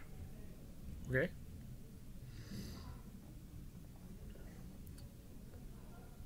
I don't think Mentor's going to be doing enough damage fast enough. I agree.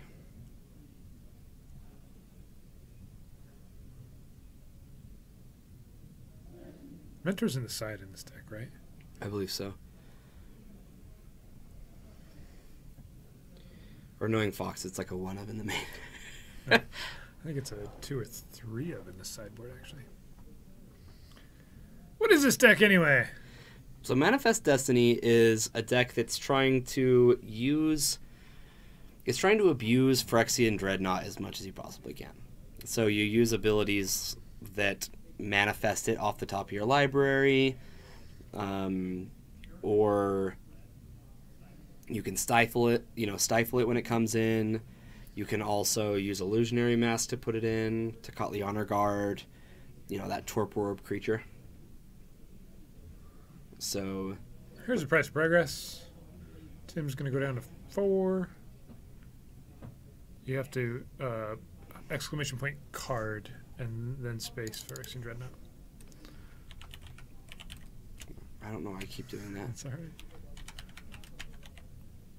We can pull it up for you. Happy pulling this guy up again.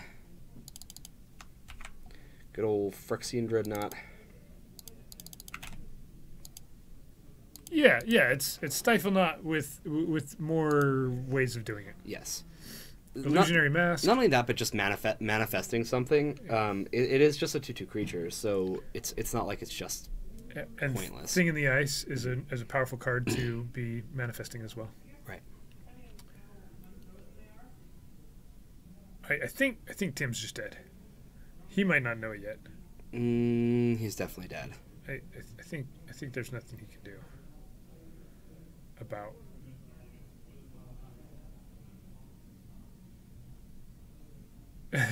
Yeah, an abrupt decay would work. He doesn't have abrupt decays.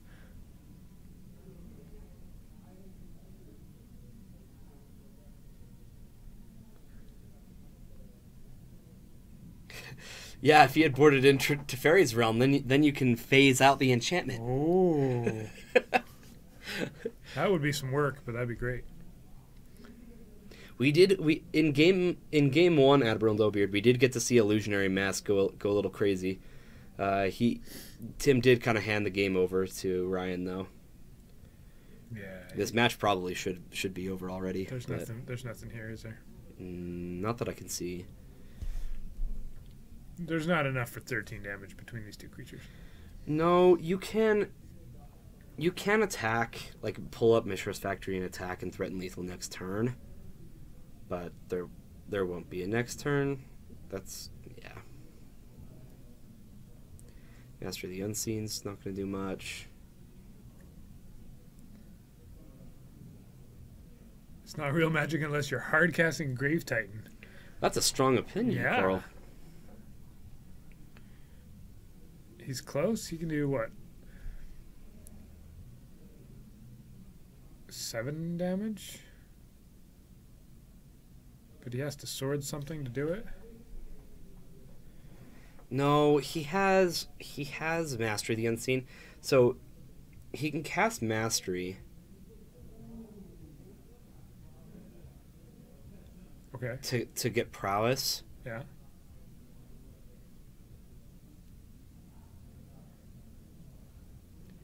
Which it looks like that's what he's going to do.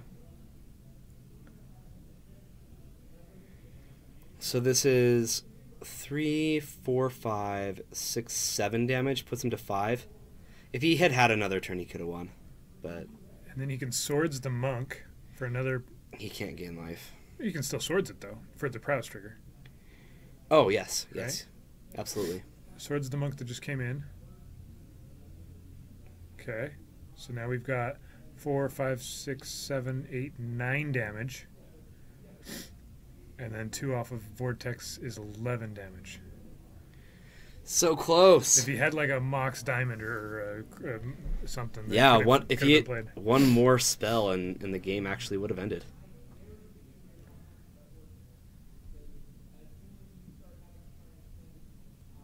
And Ryan's like, okay, yep, I'll go to 4. It's fine with me, sure. Goes to 2.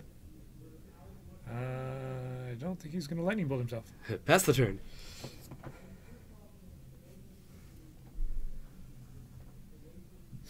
Eidolon. All right, that'll do it. There we go. Ryan gets there with burn. And we might be close to the end of the round here. Let's find out. Yeah. Is he dead? Yeah, he's dead. You can open your eyes now, Fox. He's dead. We should be really close to the end of the round.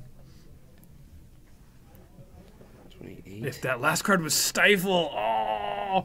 Except he threw down a Eidolon of the Great Revel, which would have Yeah. stopped that ability. Wouldn't that have been great? Vortex. Stifled the Vortex trigger. Oof. The Eidolon being the perfect answer for that. All right. Here we are. Welcome back to the booth, everyone. End of round 3. End of round 3. Look at that. These nights, they just don't last long enough. We're gonna have another round, a 4th round. Yeah, that was a winnable match. He could have done it, but I mean, I was struggling playing the deck, and after that was even after playing it a few times. So I could definitely see why somebody else would struggle. You're having internet problems and it's 3 a.m. there? All right. Well, we'll let you go to sleep then. Yeah. Thanks for joining us, sir. Yeah, appreciate you tuning in. It's 3 a.m. in Brazil. That's not how that works. Well, guess what we get to talk about now, Bryce? What? Let me show you. It's this cool thing. So I know this guy. Oh. He's pretty cool, I guess. I like how it says altars. All of those altars I have, not altars. Oh, yeah. It doesn't matter. It's a thing. We'll take a look with you, shall we? Let's do it. While we're waiting here. Yeah. Since I completed one more. 4 of 5. Look at this, guys. So there's this guy. His name's Bryce Felt. I don't know him very well. Nope. But apparently he's like pretty good at doing altars. So he got me this lovely planes today. Turned out pretty cool. Oh. I'm proud of I it. just noticed that on the casters it says Patrick's name, not yours. Oh, on the MTGO one. That's Yeah, right. yeah. You can change it real quick. So this is a Urza Saga basic planes, right? Yeah. And what I've done for Kyer here, he asked me to do a basic land cycle of altars, but that was it. That was the only guidance, right? I had several ideas, but this one was one I thought was cool. Taking the Urza Saga's basics and what they could look like at night. Yeah. Yeah, I use a glue stick and add felt onto the cards. Yep, that's what I do. Sometimes I don't even use a glue stick. I just add felt. There you go. So here's the planes. If you scroll down further, the other lands are there somewhere. If they'll load. If you can go to pictures. There they are. Here's the forest with these like lanterns hanging from the trees to light them up. So the idea was, as I tried to do it as minimally as possible. This is the only one where I added anything other than just some black. Right. But if you compare them to the actual Urza Sagas, that's the idea, is that they look like what those could be at night. Now I want to hold them up side to side and open up another window. Yeah, maybe I should have had a before and after or something on there.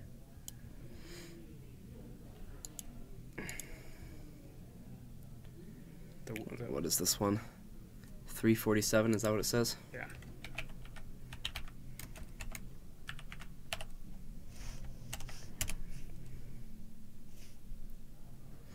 Is it 247? No. It's 347, I think.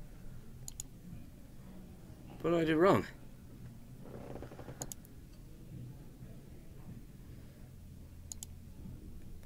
Oh man, I'm going real deep, guys. Wherever they are. There you go.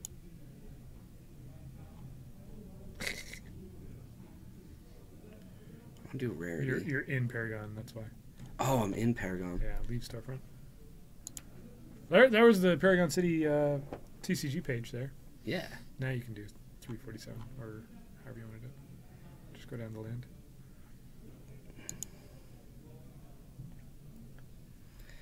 No wonder. Yeah, I do need to show people that, but here it is.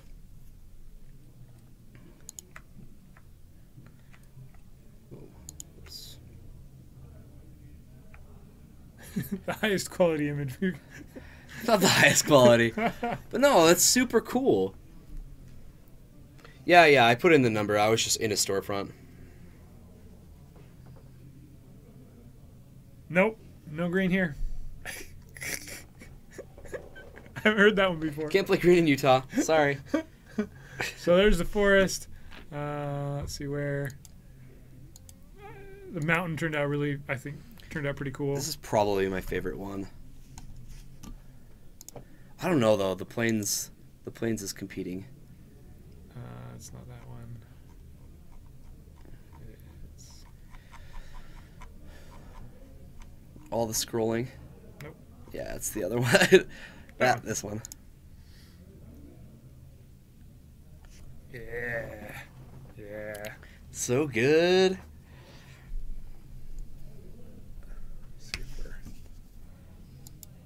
All right, let's get back to some Magic. Good call.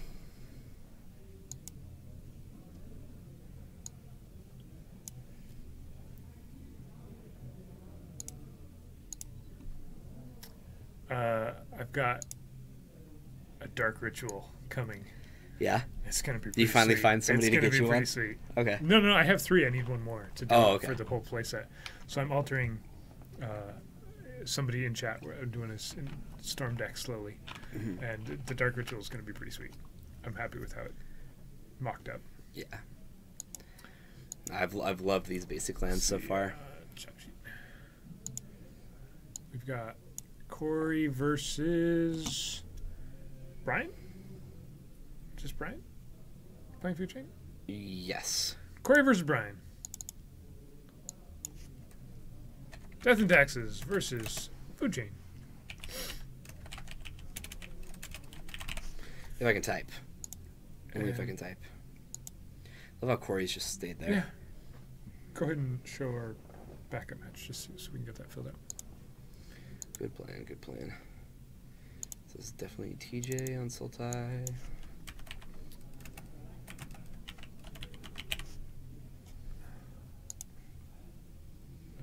Versus somebody on Eldrazi, maybe? This is Preston. Maybe. All right. So Corey's got some uncounterable creatures. That's an uncounterable Spirit of the Labyrinth, probably. More than likely. Yeah. 2 caverns. One's going to be on human, one's going to be on something else. I would assume. It's got to be Spirit, right? It's got to be Spirit. That's what that is? The one Spirit in the deck? Mm-hmm. And Brian is going to run out a 3-drop, which is probably Food Chain. You hate combo decks. That's a major part of Legacy. Well, this is the match for you. No, I'm Yeah. So Food Chain is an interesting combo deck in that it really can disguise itself as a mid-range deck. You play a lot of Sultai things. You've got Baleful Strix, Deathrite Shaman, and Leovold. Gurmag Angler, Yeah. Leovold. Yeah. In fact, Brian's told me that he's played games before where his opponents didn't even know he was on Food Chain because so much of the deck is just Sultai. Mm-hmm. Whereas if you're playing against Reanimator or Storm or Show and Tell, very quickly you know that's what they're on, and usually that's all they're on. Mm-hmm. You don't have a backup plan. Although you see a Food Chain come down on turn 3, you can. Yeah. That should be the tell.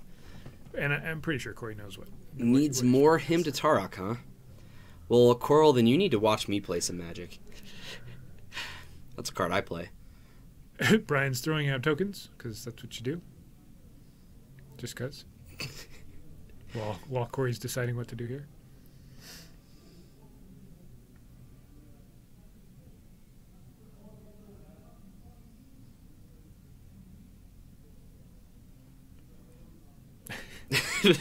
more tokens. I like the elemental token a lot. They're amazing. That's great. I'm not really sure where they're coming from, but let's not worry about it. Triple block. Triple block. Take damage.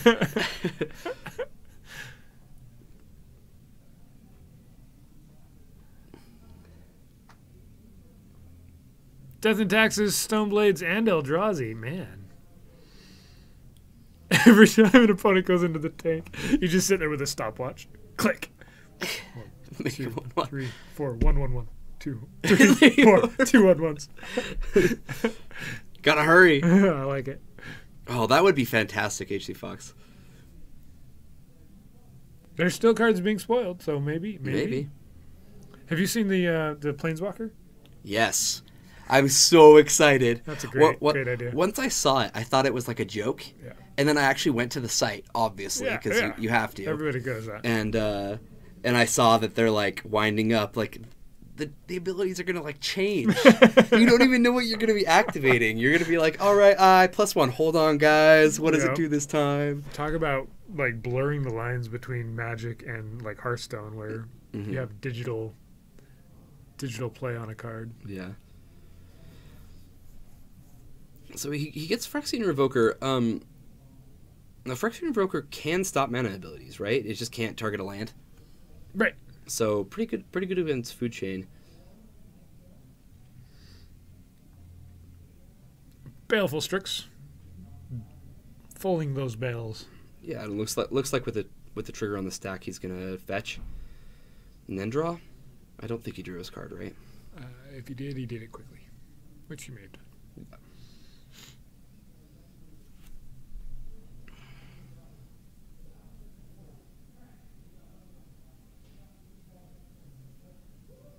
Yeah, maybe he did. Search for Azcanta. Yeah, Baleful Strix is a phenomenal card. It's actually one of my favorites.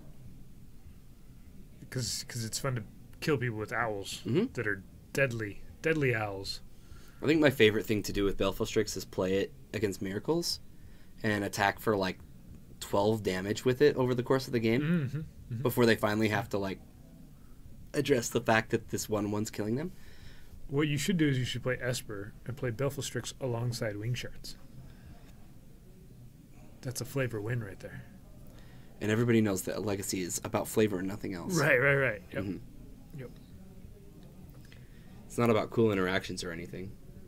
Putting his cards on the table is dangerous when searching? Yeah, Okay. I understand what you're saying. This isn't like a really competitive tournament, but I understand what you mean. Yeah, 10 plus damage with the one Veteran Explorer. There we go. That's Legacy right there for you.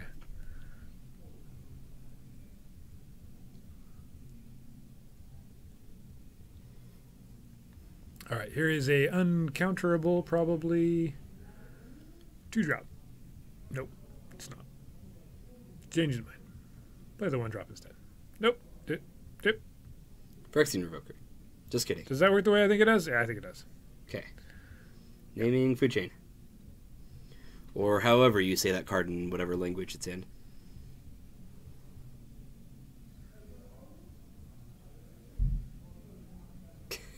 My interest in combat map ends after 2 attacks. Luckily, they made a creature for me. Yeah. I wonder what creature he's referring to. Emrakul, pretty sure. It's got to be Emrakul. Yeah, makes sense. Like, is there even another creature that you can attack twice with and win? I don't think so. Because you can't count Merit Age, because Merit Age wins in 1. Yeah, that doesn't count. Yeah, the iconic never flip Delver. Exactly, Coral. See that? I just want to play a Delver and it never flip, and I just kill somebody with it. That's the dream. Deathrat Shaman and a Leovold for Brian. So not only can nobody draw extra cards, but if they do, they still can't do it.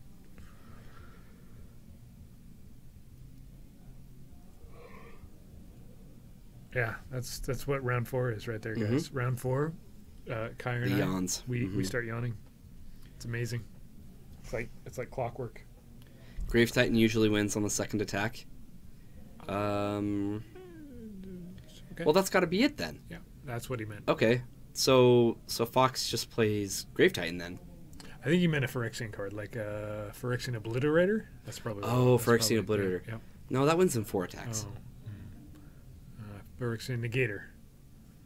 4 attacks. Oh, shoot. We'll get there. Where is Notion Thief when you need it? What? It's never there. Notion It's never Thief there. would do nothing at all here. Notion Thief is never there when you need it. Also, why? Nobody's drawing extra cards. Well, I guess that's a sort of Fire and Ice. I guess. No, Spirit of the Labyrinth says no, and Leovold says no. Yep, no extra cards.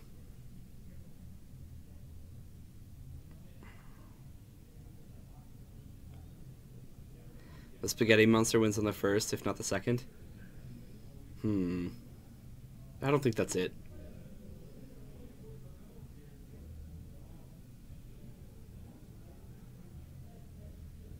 Yeah, Leo would draw because it's the first draw. Right. Oh, Corey drew a card. Judge! Corey's like, crap.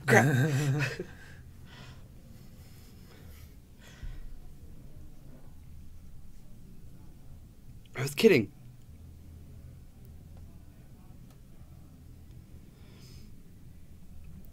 Deathrite. What about Deathrite? Yeah, I can do that too. Food chain. Food chain. What about it? Card on the battlefield. Mother of ruins. Death threat just came down. It was somebody sick.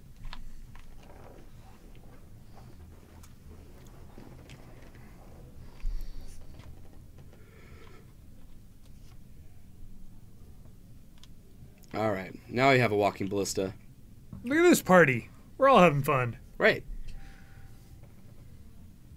Yes, he has a sword equipped to that Spirit of the Labyrinth, but he doesn't get to draw because of Leovold. Correct. And he targeted, I guess, Brian with it? Yeah, he must have. Ballista can block. Yeah, he can target Deathright, but I think he just wanted to do the 2 damage. Okay, I got you, Black Beef. I understand. I love how every word is spelled wrong, but it all still makes sense. I understand every word Black Beef says. Yeah. Except for all the ones that I don't. Mm-hmm. But I didn't need to mention that.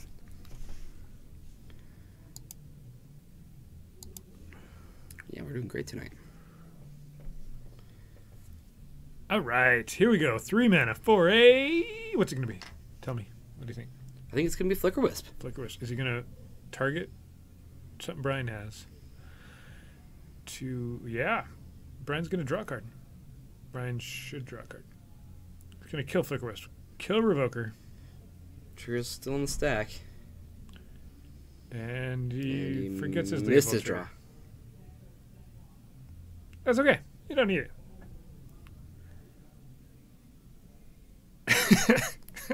That's awesome. Whatever that meant, it's great. I like it. No worries, Black Beef. We're not actually. All right, here's some protection. We don't mind. And Brian scoops it up, giving your 5 power can deal additional 2 damage. I don't know that there would have been another card off the top that would have helped Brian there if he had drawn a card. Yeah, I'm not sure. All right, so that's going to be game 1 for Corey. But Black Beef, your English is fantastic. As long as we can understand what you're saying, It's there's not really the a yellow problem. from the egg, but No. I need to say that more often now. I need to say that a lot whatever more that often. whatever that saying is, it's not a thing here, but All that's right. great. Let's just jump in. It's great. See what's going on.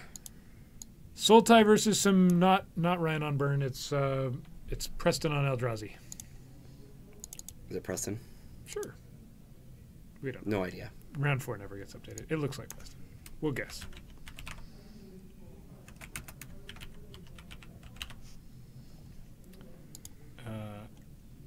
Yeah. It does look like Preston. I think No, I'm not 100% Davis was maybe playing Eldrazi as well, but that's not Davis. We're on probably game 2 here. I would assume so. And it looks like I would assume that TJ lost. I don't have Corey's exact list for Death and Taxes now, but I wouldn't be surprised if it's a pretty standard recent winning. Yeah, it's probably pretty stock. Yeah.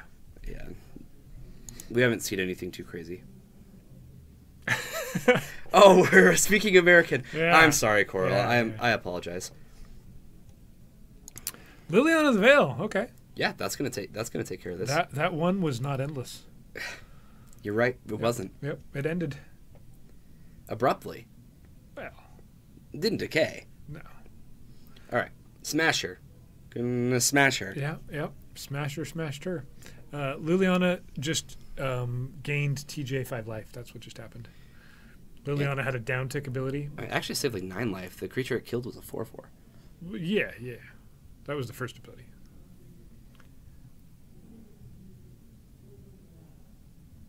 Preston digitations. Your American is better than your English. Oh, so is mine. Yeah. My American is much better than my English.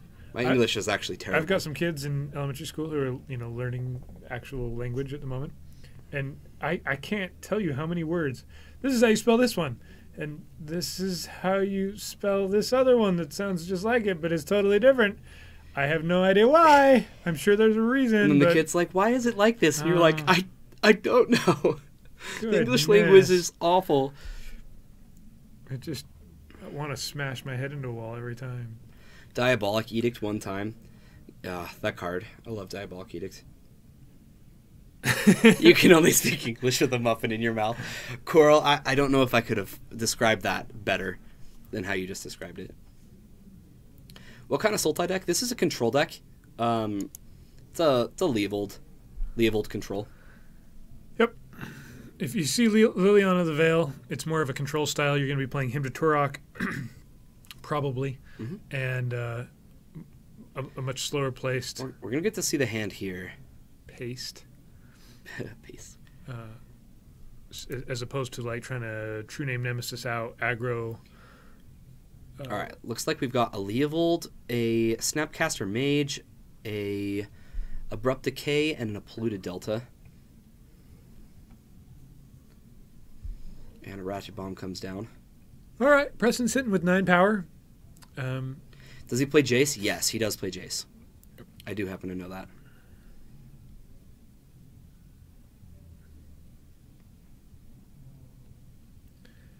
And there's different versions of this, right? You can mix it up pretty easily with just a few cards. You could throw in Delver and go much more aggro.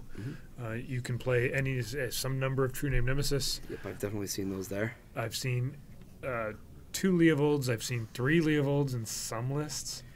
I've seen lists that play both Leovold and True Name, and then they play Noble Hierarchs to try to branch the gap. Yeah, and the Noble Hierarch speeds things up a lot, right? You become much more aggro if you can go turn 2 Leovold or turn 2 True Name Nemesis. That's the goal, and your True Name is hitting for 4.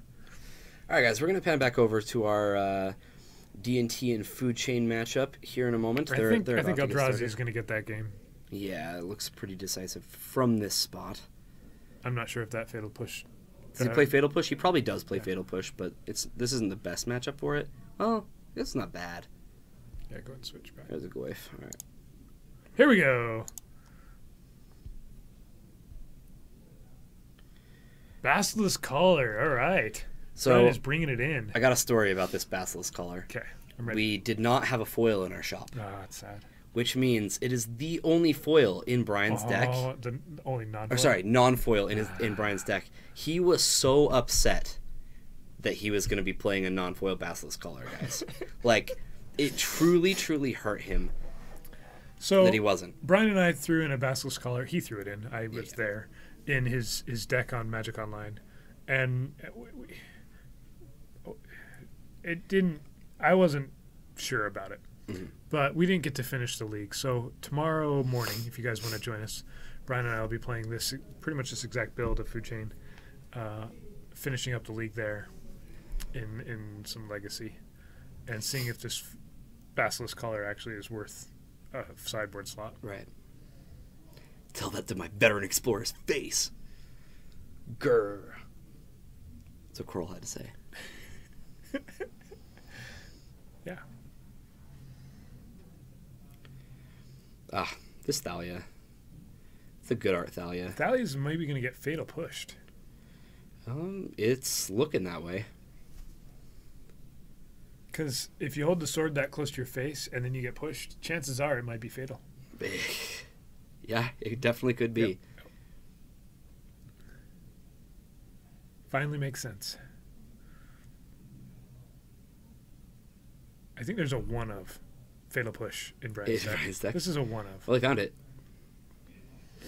But push it real good. See, that wasn't English there. That was American. Just to clarify.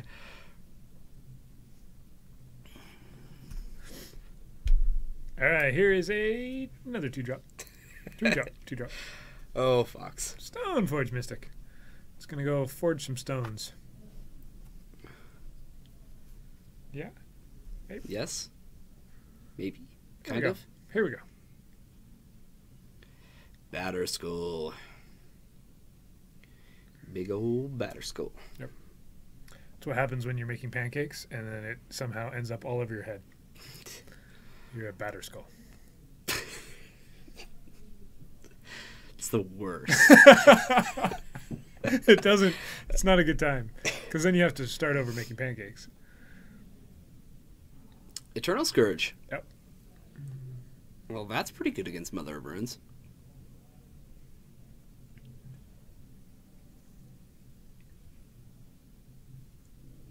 This is food chain with the full set of Mist Hollow Griffins and 1 Eternal Scourge. There's the 3/3 Eternal Scourge right there. Yeah.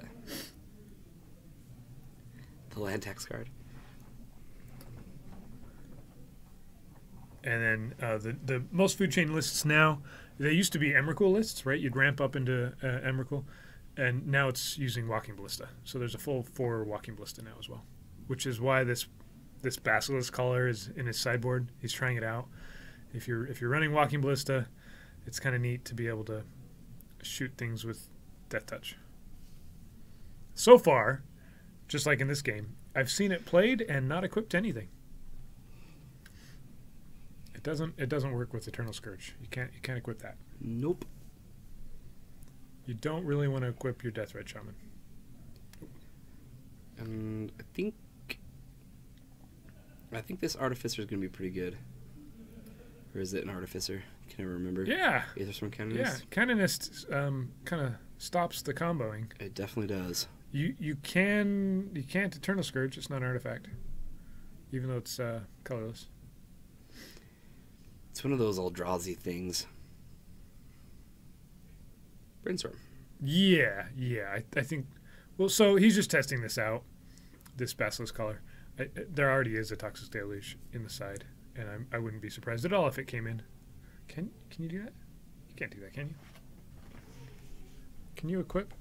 It might be spell.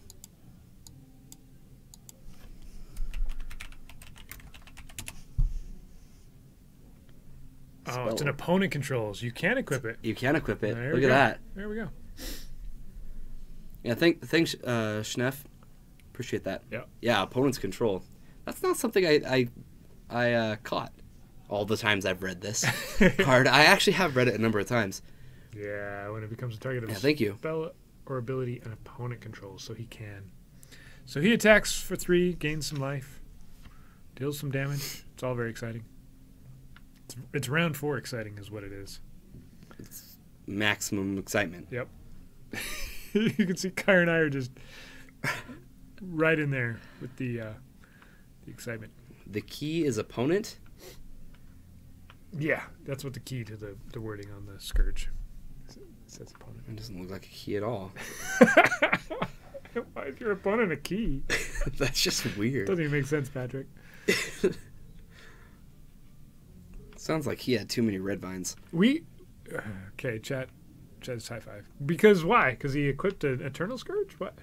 He just next leveled the entire chat.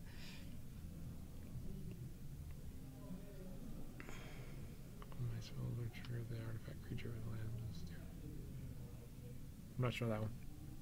It's beyond me.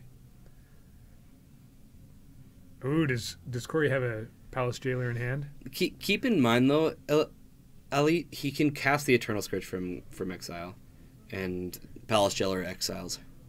Yeah, but he gets to become the Monarch, which is the whole point of playing. Yeah. The Monarch's basically the best thing ever. You were once a fan, now you're just a refrigerator. I don't know what that has to do with anything. That's probably like a line from some rap probably song that I don't know. Brian was in here saying the words to Drake, and he was looking at me like I should know what he was talking about. Oh, this is kind of fun. Eternal Scourge gets by Mother of Runes. Yeah. That's neat. Look at that. Mm-hmm. Take that, Mother of Runes. Mother of Runes, like, I can give pro colors, but this Eldrazi thing is, I could put out a Batterskull. what is it called? Obnoxious? Let's do that. Yeah, I think that's a good thing to do. Here's a germ. Yeah, the owl is an artifact. Look at that germ token. It died. It's beautiful. Oh, So did the dang it. Eternal Scourge. Come back. He's got a Death Red Shaman, right? So he can exile it, gain some life, put it back out and play, equip it. Yeah. He can do all these things. Great fun. Keep it going. Keep the party going. This is comboing right here. Here's the combo. You guys ready? No, this isn't the combo. This is just a thing you can do. Corey has a Leah germ. Yeah, we have them out on the tables, Elite. Elite. I don't know how to say your name. Hope I'm doing it okay.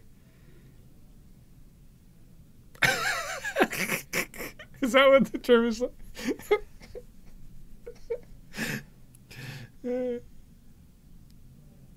It's batter skull. It's like it's pancake batter on your head. Batter skull. Right.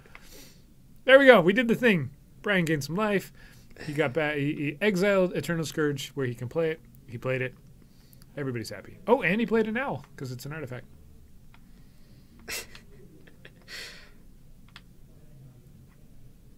Maximum lubrication for the pain train. Exactly. So Corey's never going to get a fourth land, and Perhaps that's not. fun. He's enjoying this, right? Mm-hmm. Everyone in chat's enjoying it. It's a good time. Can he tap Mother of Ruins and exile Eternal Scourge? Yes. No. It's No? only creatures you control. You control? Nope. Is Mom you control? Oh, I thought it was any creature. Okay. Shows what I know. I'm only used to protecting my own creatures. Yeah, because so. then you could do weird things like, oh, I'm going to enchant this creature, and you could be like, nope, he gets Oh, protection. Yeah. Gotcha. I'm going to giant growth. Nope, you can't. Yeah, so Eternal Scourge is actually, like, surprisingly just kind of the answer to the situation. But, we've Flicker got... the batter skull. Mm-hmm. Germ's back. End of turn germ. Hey, I'm a germ. Did I tell you about our Lord and Savior? Batter Skull. That's great. Oh, it's such a good token, guys. Seriously. I know I've talked about Leah's tokens already twice this stream. But check out our Patreon page. We're going to have some awesome stuff. Every token I see of hers, I'm just in love with.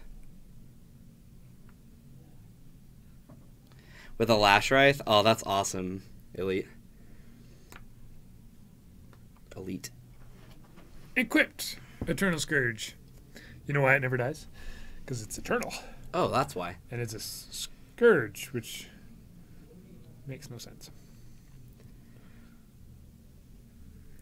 So at some point you would think that Brian would be able to, like, decay this Aetherstone Canonist and go off, but... He has a decay in hand. I know he does, but he needs to find a food chain.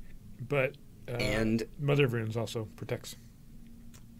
Yeah, this is just not going well for him, is it? Well, he's dealing damage and gaining life. Hey, it's a fourth land. Look at that. Is this why? Oh, I wondered why they call it an Eternal Eternal format. Scourge. Yeah, because The card that just barely went out of standard. That's Yep, the reason. That's why it's called an Eternal format. Mhm. It's also heavily played in Vintage, which is also an Eternal format. Oh, thank goodness. You know, I've been curious about that for like the last 6 months. It didn't make sense, but now it does. And What is Modern? Is Modern an Eternal format? Is it supposed to be? But they just keep banning things, so it's not? yeah, it's Eternal. Yeah, Jite's gonna do it. Nope. He played... Did he play Jite? Yeah, Jite's on Flicker Wisp, right? Or was that Jite? Makes sense. Yeah. Ooh, okay. So Abrupt Decay's gonna get the Jite. Yeah. Corey's like, so the Flicker Wisp, You sure this one? and Brian's like, Yeah, no. he went sort of Fire and Ice. Oh, it is Sword of Fire and Ice. Okay. Either way, he's gonna Abrupt Decay, Sword of Fire and Ice. Huh. And, Trade with the Germ. Yep. Man, that Germ's had a rough life. Corey gained some life. That's a different germ. Oh yeah. Yeah, when you flicker it, it becomes a new germ. I didn't know there were so many germs. Yep. There's a whole pile of them. He specifically chose a different one. Exile Brainstorm. 2 to your face. He Play and equip, right? Yeah. No, he Stoneforge Mystic did out, so it costs 4 that way. Uh-huh.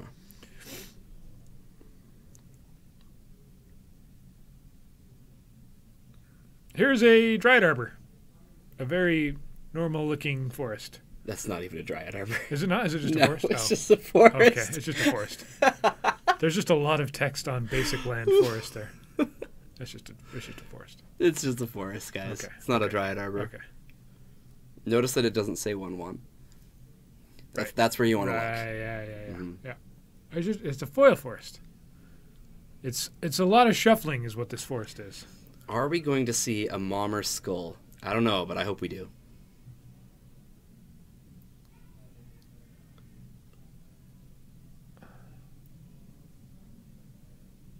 Yeah. Yep. Playing around Abrupt Decay is great. Yeah. Yeah, Jitte will win this game in a hurry. Here's a Manipulate Fate. Keep in mind, Coral, he doesn't have a 5th land. So it does cost 5 to equip Batterskull. Yeah, he could have protected his germ if he wanted to. Yeah, I think he understands the importance of the Canonist right now. Yeah. BFWK, thank you so much for the follow. Appreciate that so much. So if he's already playing around Abrupt Decay, if he goes and says, okay, I'll give my germ protection, he could Abrupt Decay the Canonist. He could have, in response to the Abrupt Decay, I guess he could have there, but then he'd have a tapped Mother of Runes right here, right? Mm-hmm. And so if Brian is sitting on one more Abrupt Decay, or more shuffling, I think, do you guys think it's shuffled? I don't know. It doesn't look shuffled. A little bit more? Okay. Maybe a quick pile shuffle. Oh, there we go. Quick pile shuffle. Where's Jorgensen? No. Jorgensen piles. Just kidding. There were no piles, Jorgensen. He gets to draw off of a Manipulate Fate, but he can't play any other spells. Yeah, exactly, Coral. He can play an artifact spell. This does name Mother of Ruins, right? Or he can name Batterskull. Both are decent names. I think you name Mother of Runes. Mother of Ruins. Oh, no. He's going to name Batterskull. Okay. Yep, so that was nice of him to show us, hey, this is what's being named. Yeah, I mean that's kind of what Mother of Ruins does, right? It's like you never actually use it because people are aware that of just how powerful it is. It's a lot worse when it's tapped than when it's untapped. Oh yeah. Oh yeah. All right. So this is kind of a weird situation for this matchup to be in, right? Corey's sitting here with a board presence, but he's down on life and he's down on the race. Brian, on the other hand, has cards in exile. He'll be able to play one of them a turn because of Canonist. If he ever gets a food chain, he can't just really combo off like he would want to because of Canonist. But he's ahead, so he's all right. I'm not sure really what Corey's going to be after here. What wins him this game? I mean, he's got Jitte, right? So he can drop Jitte. He can equip it and attack and start. He can keep killing the Scourge, but eventually we're just going to have a Mistral Griffin instead. Right. Really, what Brian's looking for in this case is a Walking Ballista. Being able to just kind of shotgun all these creatures would be phenomenal. Not only that, but Mother can't protect against that. Yeah, so if he's got Jitte in hand, I still haven't seen it, but I'm assuming somebody saw it. It is in his hand. Yeah.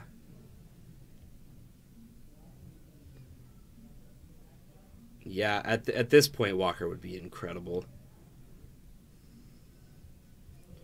Yep, so he's going to flick with Batterskull. Or a Toxic Deluge instead of a Collar. Seriously. Any other sideboard card. That's great. All right, looks like Phyrexian Revoker's going to come into play. It's going to name Deathrite Shaman. Yeah. HG Fox is like, nope. Collar. Nah, Collar's better. Collar is obviously doing work here. That's great. And there's a germ. Germ number 3. Yep. Third time's the germ. You don't like that one either? Nope. Nope, they're all bad. They're all bad. Bryce just can't get a good one today. They're bad. All he wants is a good one to be proud of, you know? Just walk away. Retire from this. And he just can't get one. The matchup, the color is there. That's exactly what I was talking to Brian about yesterday. Like, there's things that it's great against. Or there's things that it's okay against. But there's a lot of other things where you don't necessarily bring it in. Eldrazi makes sense. And this is an issue too, because Mom can still do things. Brian's not sitting on a threatening amount of cards, and it's possible that Corey's willing to attack in with these Flicker Wisps and, you know, just Mom the one that gets blocked.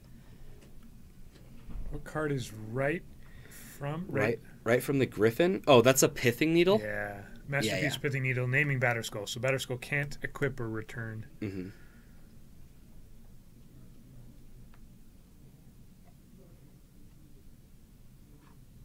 Palace Jailer.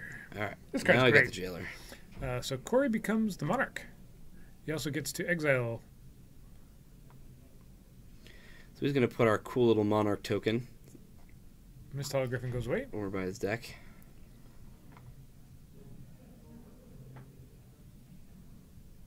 It just gets exiled, right? But he can still play it from exile. Yep.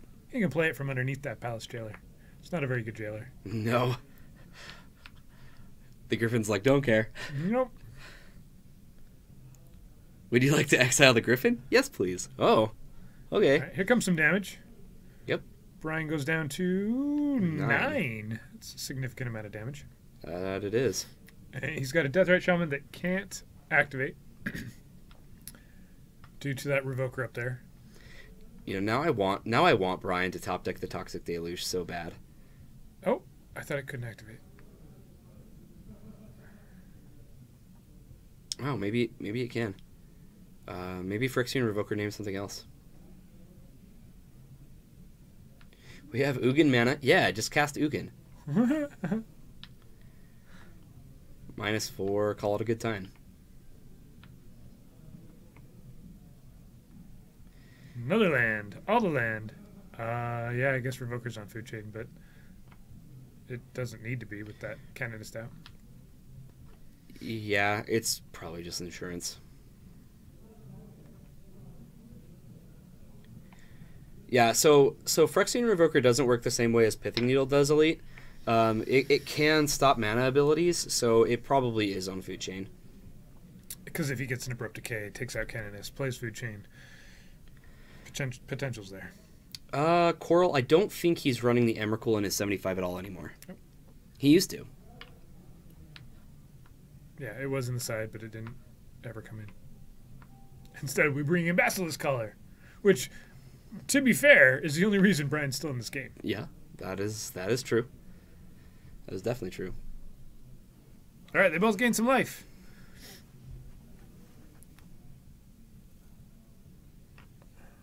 Corey loses yet another germ. 4 mana. Cast the Griffin. Here we go. Let's equip the Griffin. Maybe not. Yeah. Toxic Deluge would have won the game a while ago, but I think this last draw from Brian is the draw that says it's too late.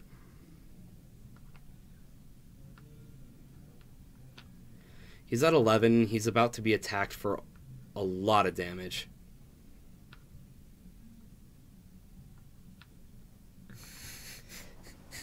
Maybe you can't wear a Deluge, 8 Fox. Yeah, speak for yourself.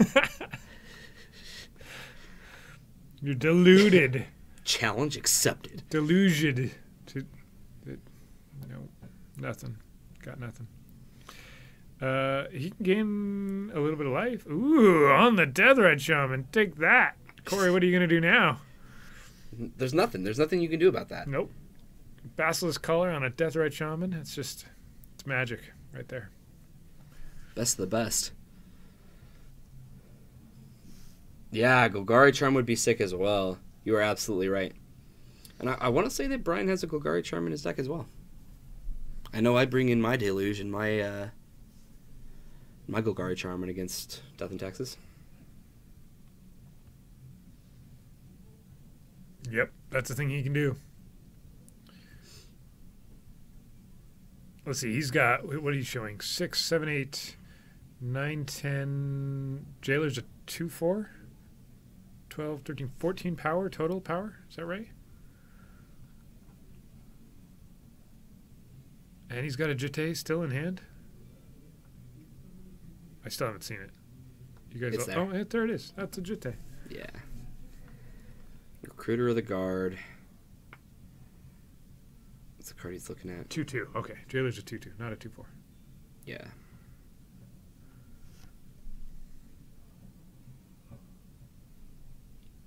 So, one more time. This is the first time Corey's played Death and Taxes. He's doing great. Yeah, he knows his magic. He knows his legacy, and I'm sure he's played against Death and Taxes several times. But this is the very first day he's ever piloted himself. So, Yeah. some of these. Well, we saw him play Soldier Stompy a couple times, so Yeah. he's already pretty aware of what these white creatures can do. Yeah, yeah. Yeah. Recruiter. Yeah, Recruiter for Wisp. Yeah, good call, Schneff. But especially on something like that, where you've got a recruiter in hand and you're going, okay, wait a minute, what's in my deck? This, and you have to actually go through it all. Whereas if you've played Death and Taxes a lot, you're just auto doing that move, right? I actually think he's gonna get rid of the Death Ray. He can't. Oh, Because can he of not? he can't. He's got a Ethersworn out, right? He can't just cast another Flicker Wisp. Yeah, I think he just realized that.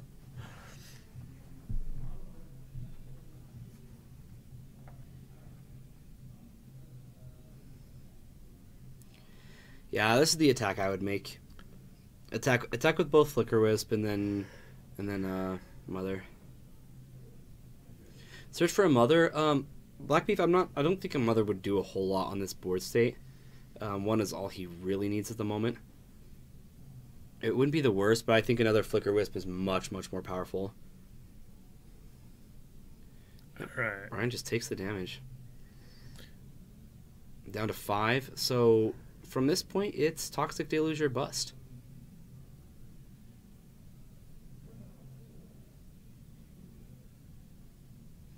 A Wasteland, a Bayou.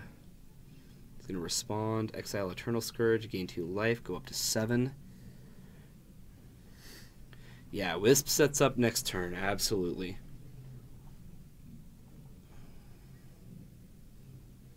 I did not see what it was, but I don't think it's Toxic Deluge.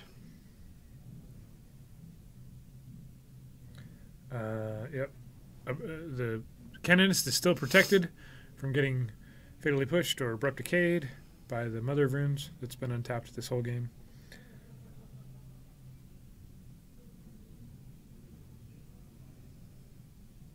He gets to gain some life here.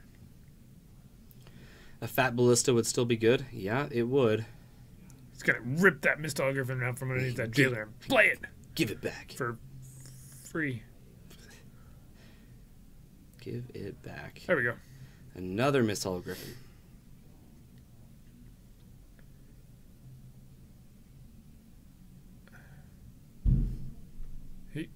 How do you do that? Oh, he gets the first one back because he dealt damage, right? Mm-hmm. So Palace Jailer gives the first one back.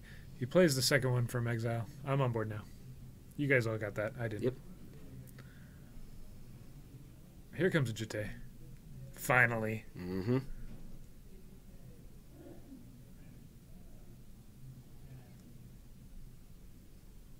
And draw card. So, is Brian the Monarch? Yes. Did he just miss a trigger? Probably. I didn't see him draw a card. Me neither. I wasn't watching. I was watching Corey draw a card. He drew. Okay. Okay. You got it. Cool. He's not really one to miss stuff like that. No. I'm one to miss stuff like that. I definitely am. Like, I would even take the token. I'm the Monarch now. Okay, your turn. Just look at my opponent. Oh yeah, Monarch What? plus Spirit of the Lab. That's cool.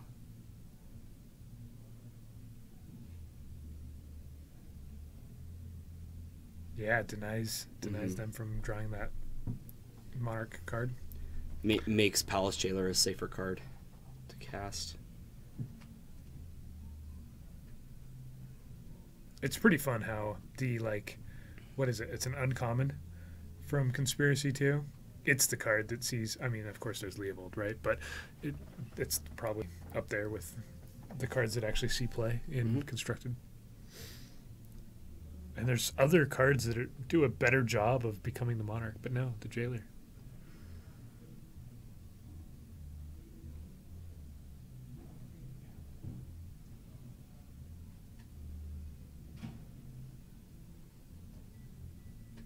CCC combo. We're going to equip something. It's a flyer. Let's equip this flyer. He needs to kill Deathrite. I agree. He needs to kill a lot of things. And this is still just game 2. I do think that Corey's well positioned to win this. However, seriously, a Toxic Deluge really, really would win this game for Brian in a hurry. I loathe autocorrect. Yeah. It saves me more than it hurts me, I'll admit. Because I've stated earlier that my English is awful. Or my English is bad. Things are going to attack. Here they go. Some of them maybe. Forget to add the K for KFC combo. Yeah, KFC combo. Come on, Patrick. Jeez. All the things. Most of the things. One of them are equipped. There we go. Yeah. The Revoker staying back. Canonist is staying back. The things he doesn't want to die, they're staying back. And by that you mean you push them forward. Brian's going to throw some Mistral Griffins at things. At some... Block the Flyers. Block the Recruiter. Take the Jailer damage. Just like we drew it up. Mm-hmm.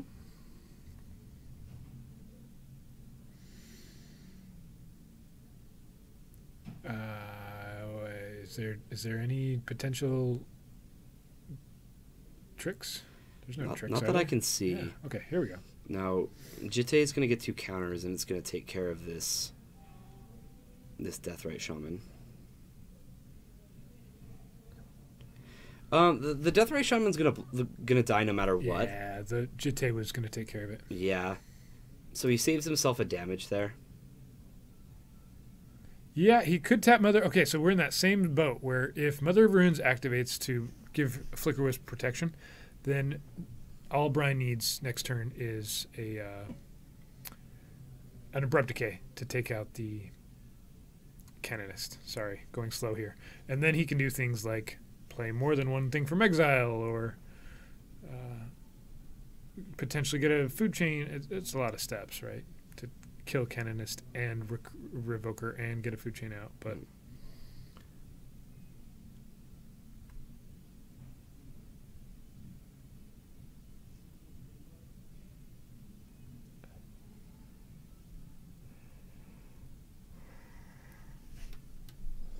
all right, Flicker Wisp comes down. What's it gonna be? Gonna flicker the Batterskull again? He could also flicker... Oh, he probably wants to flicker the Palace Jailer. Yeah. Flicker Palace Jailer. End of turn. Comes into play. Takes the Miss Hollow Griffin. And get Monarch back. sweet. Yeah. That's Excuse rude. me.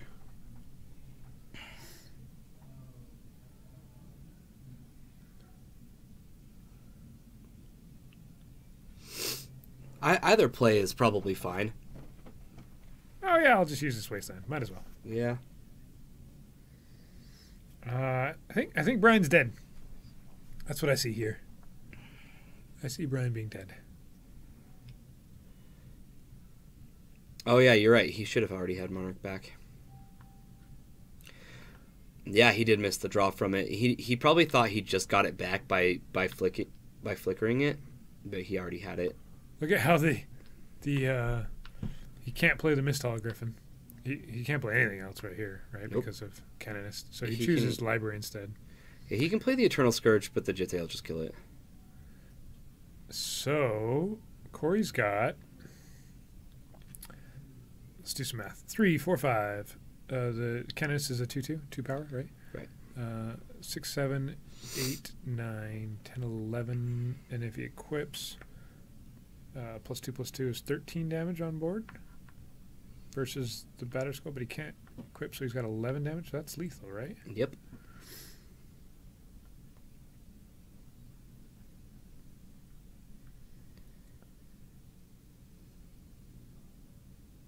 And he can even keep Mom back if I added that up correctly.